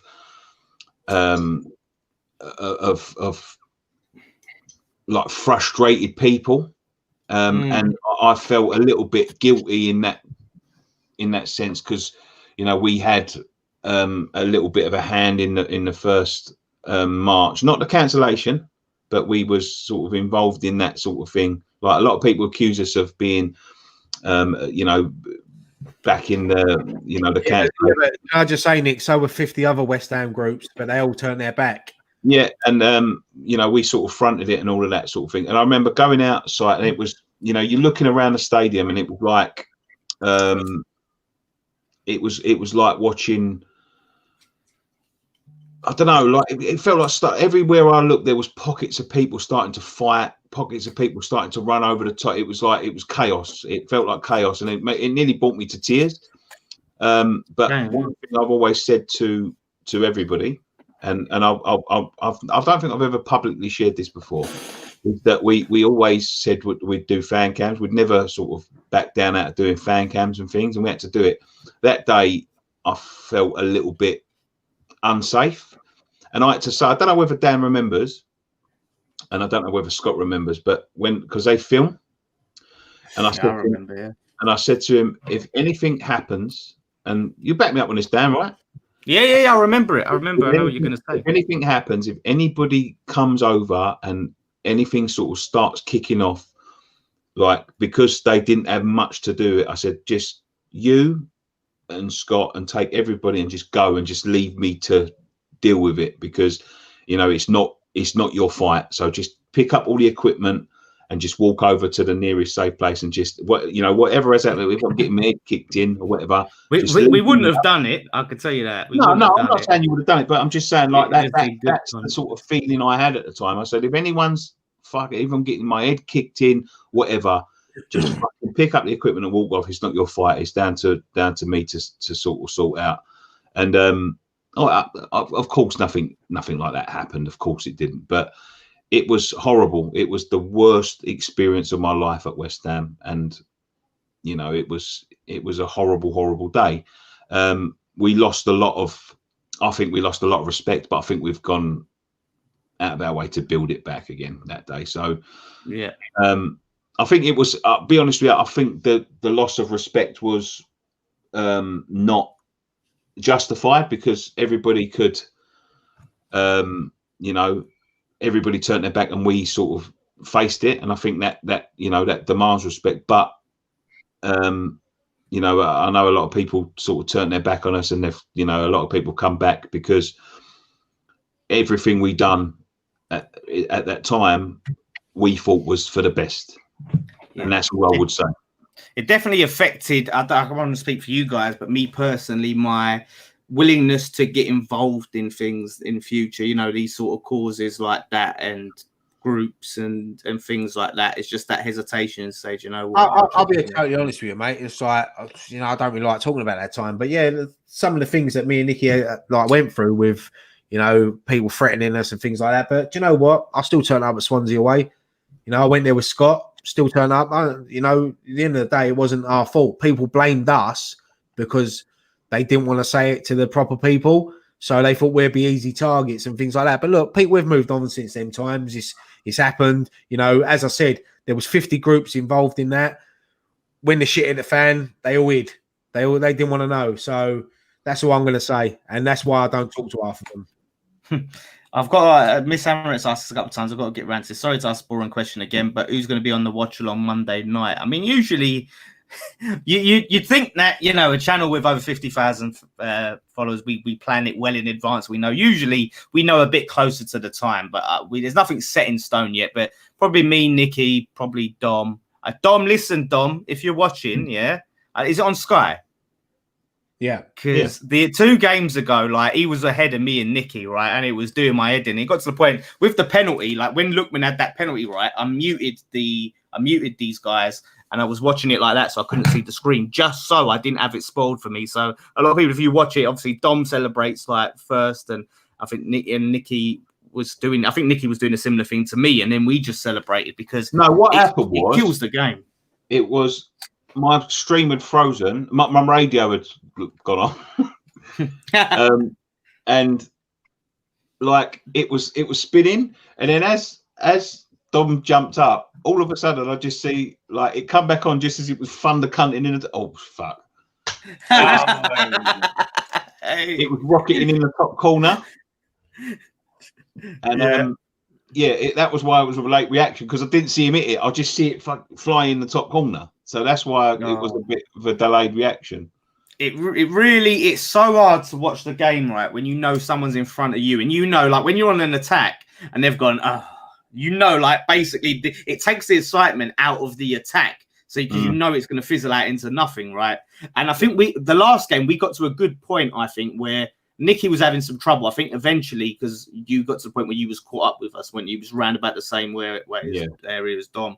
Because I've got it on the Skybox, so I could just pause it and sync up. So I could sync up with Dom, but initially I couldn't sync up with Nicky because he was well behind. It does make it difficult. It does make it a little bit difficult. I like to be in the same thing. Maybe we'll have to stop the free.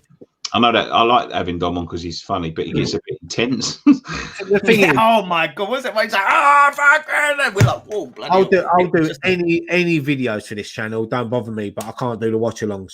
Just don't like them. You know, when I go to football, I like to watch the game. I like to be silent, and I couldn't be sitting there. I mean, I've done it a couple of times, and when everyone's out of sync and then people in the chat are in front, I just don't like all that. So I sit that out, and I enjoy watching it on the comfort of me settee. I tell you, that does make it hard for me sometimes, you know, especially when we was losing to Tottenham. Like me, at football, I'm very silent. I'm sort of brood, and I'm very internal, and I'm sitting there. I'm not the one who sort of screams at the players, and I'm like that, and I'm, you know, people might be talking, I'll say a few things back and forth, and obviously if songs start, I'll sing, but I'm not. I have to get out of that and just keep talking. Where really, when I'm angry, I just want to just hold it inside and be like, "Fuck's sake." So it's a deal. But I do enjoy watching it with like the subscribers and the people that watch with us, because it's like we're all going through it together. Do you know what I mean? Like, and we read the comments and we see what people's opinion is of. Okay, well, when everything goes back to normal, 50,000 people can go around Dan's house to watch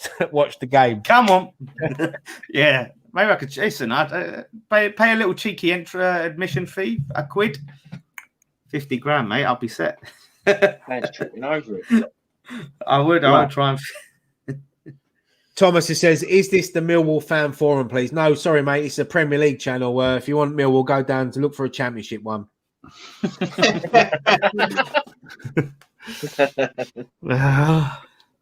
Yeah, I don't know what the Premier League is, do they? They always flirt with it. No. I heard one of my mates I say he's my mate, talks Millwall, we talk. He's giving it the old large that I hear every year. This is our year. We're coming up. We're coming for you. Yeah, all right, mate. Yeah, we have to get relegated to play you. Yeah, exactly. We have to go down for a season to play them and then come back up and just say, look, this is what we do. You know what? I've got a few mates that support Millwall. You know, I've got some good banter with Millwall fans. They're actually all right, you know. But when we play them, that's our derby. Everyone bangs on about Tottenham. Millwall's our team. Millwall's our rivals. Millwall's the team that I wish we could play them every season, but they're so shit we can't. Yeah, I remember I used to play with a team over in South London. Because I know my mate's watching this, and my phone's going to go off in a minute. I'm waiting for that message to come through. Someone said, it's an interesting one. Would West Ham consider going to Spotify for the money? I didn't know there was money to go to Spotify. Yeah, he's like, are sort of signing up a load of people. To be honest with you, mate, the way my year's gone, I'll come around your fucking house for a tenner. All right, hear that, everyone? You heard about this Cameo thing, right? There's this thing called Cameo, and the reason why I know about it's so funny. Like a lot of it's for celebrities, right? And you can pay celebrities to give you personalized messages. Yeah. And I've seen the Undertaker's been doing them, right? And it's so funny that people have been paying the Undertaker. He charges $1,000, didn't he? He charges $1,000, and he got him right. And he goes, "All elite Scooby Doo." And I'm like, did I just hear the Undertaker say "All elite Scooby Doo"? Yeah, I've seen it. Yeah. He's like, didn't I that video? Yeah, and he got paid $1,000. He got paid $1,000 for that. You got paid, but that's what I'm saying. Like people, I mean, we're not really celebrities or anything, but if we ever got like fucking big, you could go on Cameo, Nick, and wish someone happy birthday or something. The thing is, right, with the Undertaker, right? This is the thing, yeah. The Undertaker, 30 years. He retired the other night. Apparently, he's going to be officially retired. I'm not having it, right? Yeah. He'll come back at one point, right? Yeah. But for 30 years, he's known like. I'm not being funny, mate. The only thing Undertaker should retire is his haircut. He needs to just shave it all off. I see him like with a bit of hair going through the middle, like the geezer's. He's got like a Peaky Blinder, isn't he? He's got like shave it off, man. Just let it go, Undertaker. So for 30 years, he really protected that character, and it seems like for the last 2 months, he's fucking juggling all that down the pan, man, by doing things like that. Yeah, well, I guess now he can. Like now he's retired, he's like, you know what, I'm not gonna do it anymore. And just to see that though, it's ridiculous. But like that's it. That's how a lot of people, these celebrities, are finding ways to make money. I was looking at that Cameo the other day, and you can pay £1,000 for the Undertaker, or you can fork out 23 quid for Typhoon. So really, wow, Typhoon, real. Yeah, the real Typhoon. Yeah, but I'm not being funny. You go to people, oh, look what Typhoon sent me a message. People go, who? Like, remember that the big fucking bastard from back in the day? Like, whereas this the Undertaker will go, look, Undertaker, calling me all elite Scooby Doo. Yeah, look at that. He's wishing me. But I don't know though. It's a bit fucking weird. I don't like seeing all of that. The Undertaker was like, I don't know. Go back in the day, he was a Donny, but I think he's becoming a little bit of a joke now. Like since he's sort of opened that sort of door to his life, sort of thing, and he's sort of dropped that what they call the old school mystique. Yeah. He's Undertaker went in down in my estimations when he turned up on a motorbike with a half a jean jacket on and started like being some somewhat different character. It's a bit strange. No fans there though. After that, you can answer the question on the screen, mate. What's that? Am I left-footed or right-footed? Mine's right-footed. Yeah, I'll just say both, mate. What a right foot it is as well. I'll just say both. Nicky, any luck with the t-shirts for patrons, mate? Yeah, I'm trying to get that sorted out, mate. I keep on running into little fucking things with the designs of them and things like that, but I'm trying to get that sorted before Christmas, to be honest. So that's fingers crossed. Nicky was my happy birthday, Jason. Happy birthday, Jace. Happy birthday, James. I'll arrange what I've got left in this pint glass for you. There you go, mate. Don't mind. What's this related? That Graham saw William the Conqueror there, Dan. Where? I'm trying to remember what we was talking about. What's Graham doing? What's happened? Graham's going down with the Titanic. Oh my god! Sort it out, Gray. Come on, mate. I tell you what, some sort of about giant A stacks. Right? I remember years and years ago, back when they was showing replays of World of Sport, I saw Big Daddy and giant A stacks. Right, and my granddad. Right, I used to be watching WWF Raw. Right, my granddad would come in from the pub and piss and go, "That's not real wrestling." Back in my day, no, he'd come back. No, he'd come back pissed, like basically, and he'd say, "That's not real wrestling." Back in my day, with Big Daddy and giant A stacks. Right, years later, I finally got to see Big Daddy and giant A stacks. It was two big fat blokes bumping bellies in the middle of the ring, just bumping their bellies into each other, and I was just thinking, like, and Emma says, wasn't he Tugboat originally, Ryan? He was. Do you remember he used to have that little hat on? Wasn't he also the Shockmaster? Oh, he's Earthquake and Typhoon. The Shockmaster. Look, anyone who wants to see something funny on YouTube, type in Shockmaster, and it is the funniest fucking video ever. Honestly, I can't get this super chat up, but I can get it up on my screen. But I can't show you. But Candyman donated $5 and said, "Thanks again, boys. Another great show. Thanks, Candyman, and I hope you get to see your. I hope you get to see your daughter soon, mate." Right. Should we start wrapping this up? Yeah. Catchphrase. We've got to do the quick Aston Villa preview. Yeah. Oh shit! Yeah, let's do that. We're gonna win. Yeah.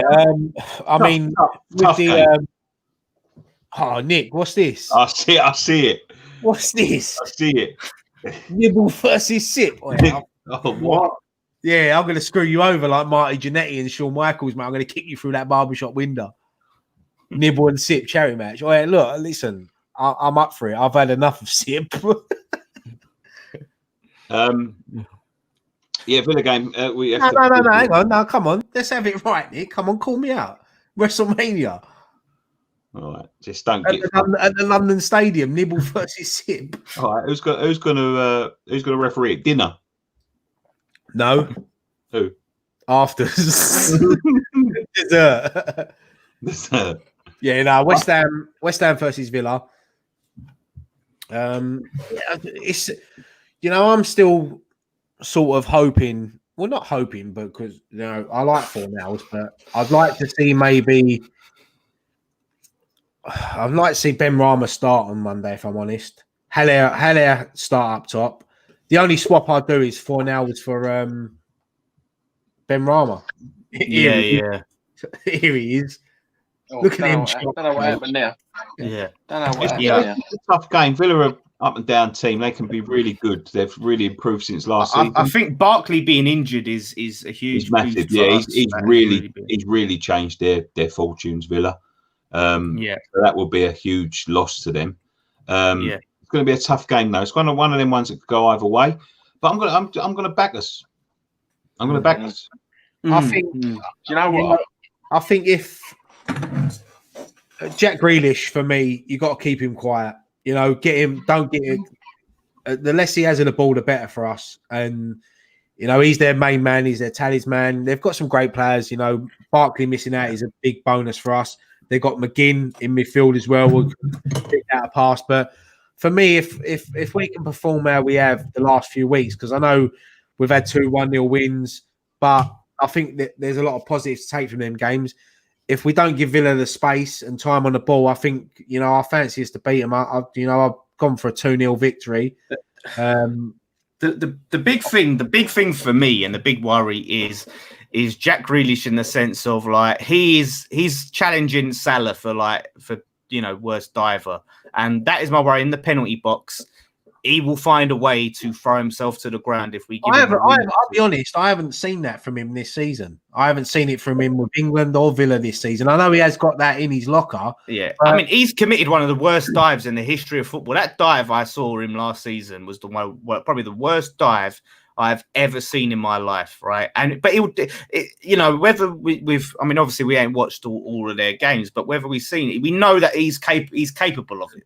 He's capable of doing that, right? And I think situations like that, if you're someone like a defender like Masuaku or someone, and you're tight to him in the box, just don't have that inkling to try and stick a leg out unless you're 100% confident that you can get that ball. Just don't give him a reason to throw himself to the floor, because he will do it.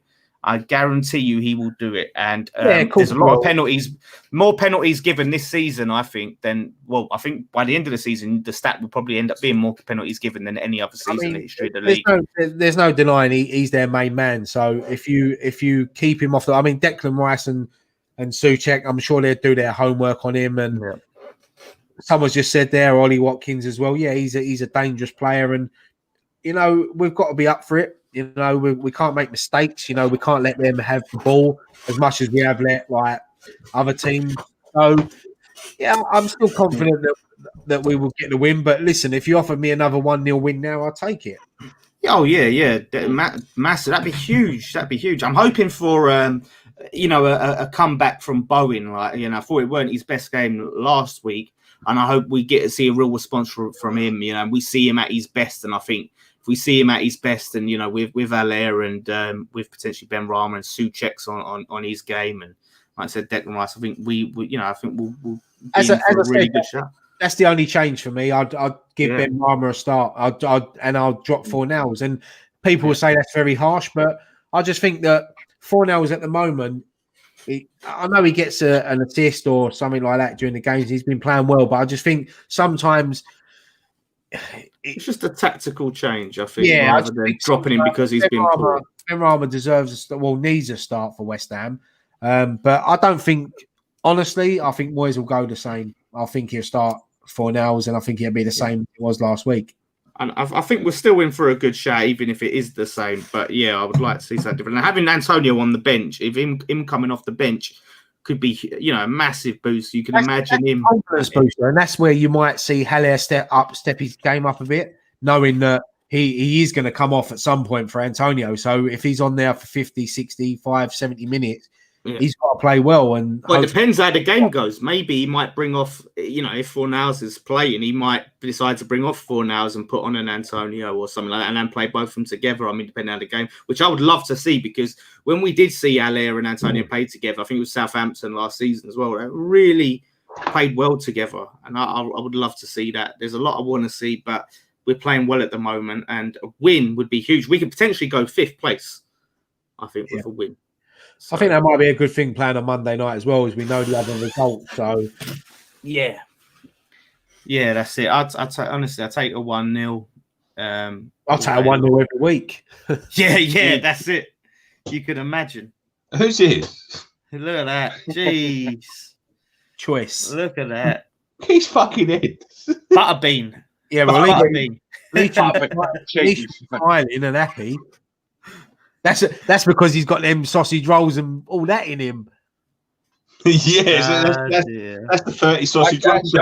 Lee Barry took that picture of him outside Greg's. No. I've changed my mind. I know Nicky looks like now. I think you look like Sean Dyche, Nick. You look like Sean Dyche. You do look a bit Sean Dyche. Bastard. Sean Dyche. I think it's the beard. Hey everyone, and welcome to West Ham Fan TV's post-match pint, the only post-match for all that show on the internet. We've just come back from the London Stadium. That's what I want to see. Dan, I'm surprised Spitting Image ain't been on the phone here. They should get me on. I think they could need it. People have been slating it, so it's not as funny as it used to be. But get me on, ring me, call me. I'll be honest, mate. I've watched it. It's awful. It's a shame. It was one of my favourite shows back in the day. I still love that. Yeah. PC has killed it. Definitely. Yes. Yeah. I've done some like Greta Thunberg thing when she was going to West. I thought it was like watching a fucking paint dry. I got a kick out of it just because it was like West Ham are on Spitting Image, and I loved Spitting Image growing up. I was like, fucking what? West Ham on Spitting Image. So I got a kick out of it for that. I was like, I couldn't believe it. But yeah, I think it could have been definitely a lot better. But no, I didn't know Declan Rice was on the Super 6 podcast, man. I enjoyed Antonio on there. I thought that was a really good one. Someone sent me the link. I will check that out. Someone sent I think it's on YouTube, isn't it? Someone actually, I woke up this morning, like, when you get up, your alarm goes off, you lay in bed for 10 minutes, you have a little scroll through your phone. I got a tweet. It was, I'll tell you what, I've listened to it and it's absolutely quality. Someone sent me, it's a 7-minute long rap of Pat Butcher. What? Honestly, mate, I was actually thinking about maybe releasing it and trying to get the Christmas number 1. You're just not just the Pat Butcher guy now. I'll put the link on the WhatsApp group. Honestly, it was funny as fuck and it woke me up. Pat rap. That's it. Positive Pat. Positive Pat, right? Get the That's what instead of the Rat Pack, we could be the Rat Pat. The Rat Pat. We all need a mask. We all need one. We can do it better. Christmas Day. I think. Hey? We should do one of these Christmas Day. What? Friday night pint. But we'll have to pre-record it, obviously. We can't come on Christmas Day while we're opening presents. Why don't we do a Christmas Eve special? You said a Christmas Day. Christmas Days for families. Yeah, but you can still record a video. Yeah, but pre-recording one of these ain't as good because we interact with a chat. Yeah. We'll talk about it. We've still got a month or so. I'm having a drink Christmas Eve. Oh, yeah? That's what I'm saying. Let's all get on it Christmas Eve. Yeah, I'm gonna get myself a nice little spirit and a little orange juice can. Oh, mate, I've already got a box of Ferrero Rochers lined up for the Christmas. Are you able to do that, Nick? That's not going to? I don't know. I might die live on stream, but at least it get the views. Get the views. Go viral. if he dies live on stream, mate, just keep subscribing. But yeah, so I'm excited for the game. But it's just you know what, I do kind of hate playing Mondays because it's like you got to wait longer in it. Yeah, I love to just get the game done, see where we are. Then I've got the weekend rather than that anticipation of like you've got all the other games going, and yeah, it's a tough one. But I'm looking forward to it anyway. Graham. So we will be doing a watch along. Duvet dancer. He says, let's have a JD night. Yes, duvet dancer knows. Duvet dancer knows. Whenever you say JD in front of Graham, he just look at him. The smile on that man's face. The smile on your face. No, we will. We'll have a Christmas Eve special or something, or on the build up to Christmas, whatever. We'll all have our Christmas jumpers on. We'll all have a few drinks, and we'll just get right on it. Yeah, that's a good idea. Right, let's Merry Christmas. Yeah. Thank you very much for joining us on this edition of West Ham Fan TV's Friday Night Pint. We'll be back after the weekend. I think we've got a preview coming up, but we'll be back after the weekend with all the build up to the Villa game, all the fan cams and everything else. Don't forget to come and join us for the watch along. So that's it, guys. Anything else? Anything more? Yeah. Would you give David Moyes a new contract? No, joking. Nothing else? Give it for Christmas. Nah, I think we're all good to go. We're all good to go. Just want to thank everyone once again for chatting and all of that. It's always wonderful to see. As I said, this was meant to finish after the first lockdown. We kept it going because we enjoy it so much. We give up 2 hours. To be fair, Nicky wanted to move it to a Thursday night, but I stopped him. Yeah. There was a power struggle. And Nicky tried to force his we're moving. Shut up, mate. It's Friday. It's Friday night pint. We'll leave it on Friday. Everyone loved it. End of the week. Have a pint. Have a laugh. And then Nicky sort of give in. Yeah. And then it got a bit awkward. No, it didn't really. Yeah, it did. And someone said pint glasses. He wants to sort that. You know what? Listen. I've got. I'll sort them out at some point. I've been on at him. I have been on it. No, people have been on at me, but it's something that I need to sort out logistically. It's just difficult to do at the minute. I have to sit down and sort it out. I just haven't got time. Start a new job. Let me get the feet. You know what we could do, Nick? Christmas Eve, we can go and deliver the pint glasses like Santa. Right. Yeah, it's in Essex. I'm not fucking driving to Burnley. Well, Roy lives in America. I could film you driving up to Burnley. I have to speak to the guy because I know you're in America, but I have to speak to the guy. But yeah, we have to. I will sit down this weekend and sort that out. I've got a few things to sort out this weekend, so please bear with me. I will get it sorted out, but I've got a lot on my plate at the minute. So, but please, I will get it sorted. Promise. Just the same as last week. If you're watching right now, hit the like button. We need them likes. Well, we've got over 200. I reckon we should go for 400. Well, do you know what? You're saying that, Nicky Hawkins. We need to start asking for these at the start of the show, No, but hang on. Last week, I think we done quite well on the. What was it you asked them to do the likes on? Was it post-match pint? Yeah. Yeah, we got 506 on post-match pint. Oh, shit. See, maybe we could ask for like 800 at the start of the video, and then we might get 800. I think the day we get over 1,000 likes, we'll give away a free T-shirt. Not to everyone, one person. Right. Yeah. Thank you very much for joining us. Thank you so much for chatting with us. Don't forget, it is Black Friday. The Black Friday sale until midnight tonight. You can get 20% off all a select load of merch, including our bestsellers and the Christmas jumpers. So go on the West Ham Fan TV merch page, check our Twitter, and you can find a link in there. It's also in the description below. You can join us on Patreon if you wish to support the channel that way, in the link in the description below. Once again, just thank you so much, you guys, because you make my week. And yeah, that's it. One thing left to say. Come on, you irons. I'm on you, Iron. Everyone always waits for me to say it. All good wave.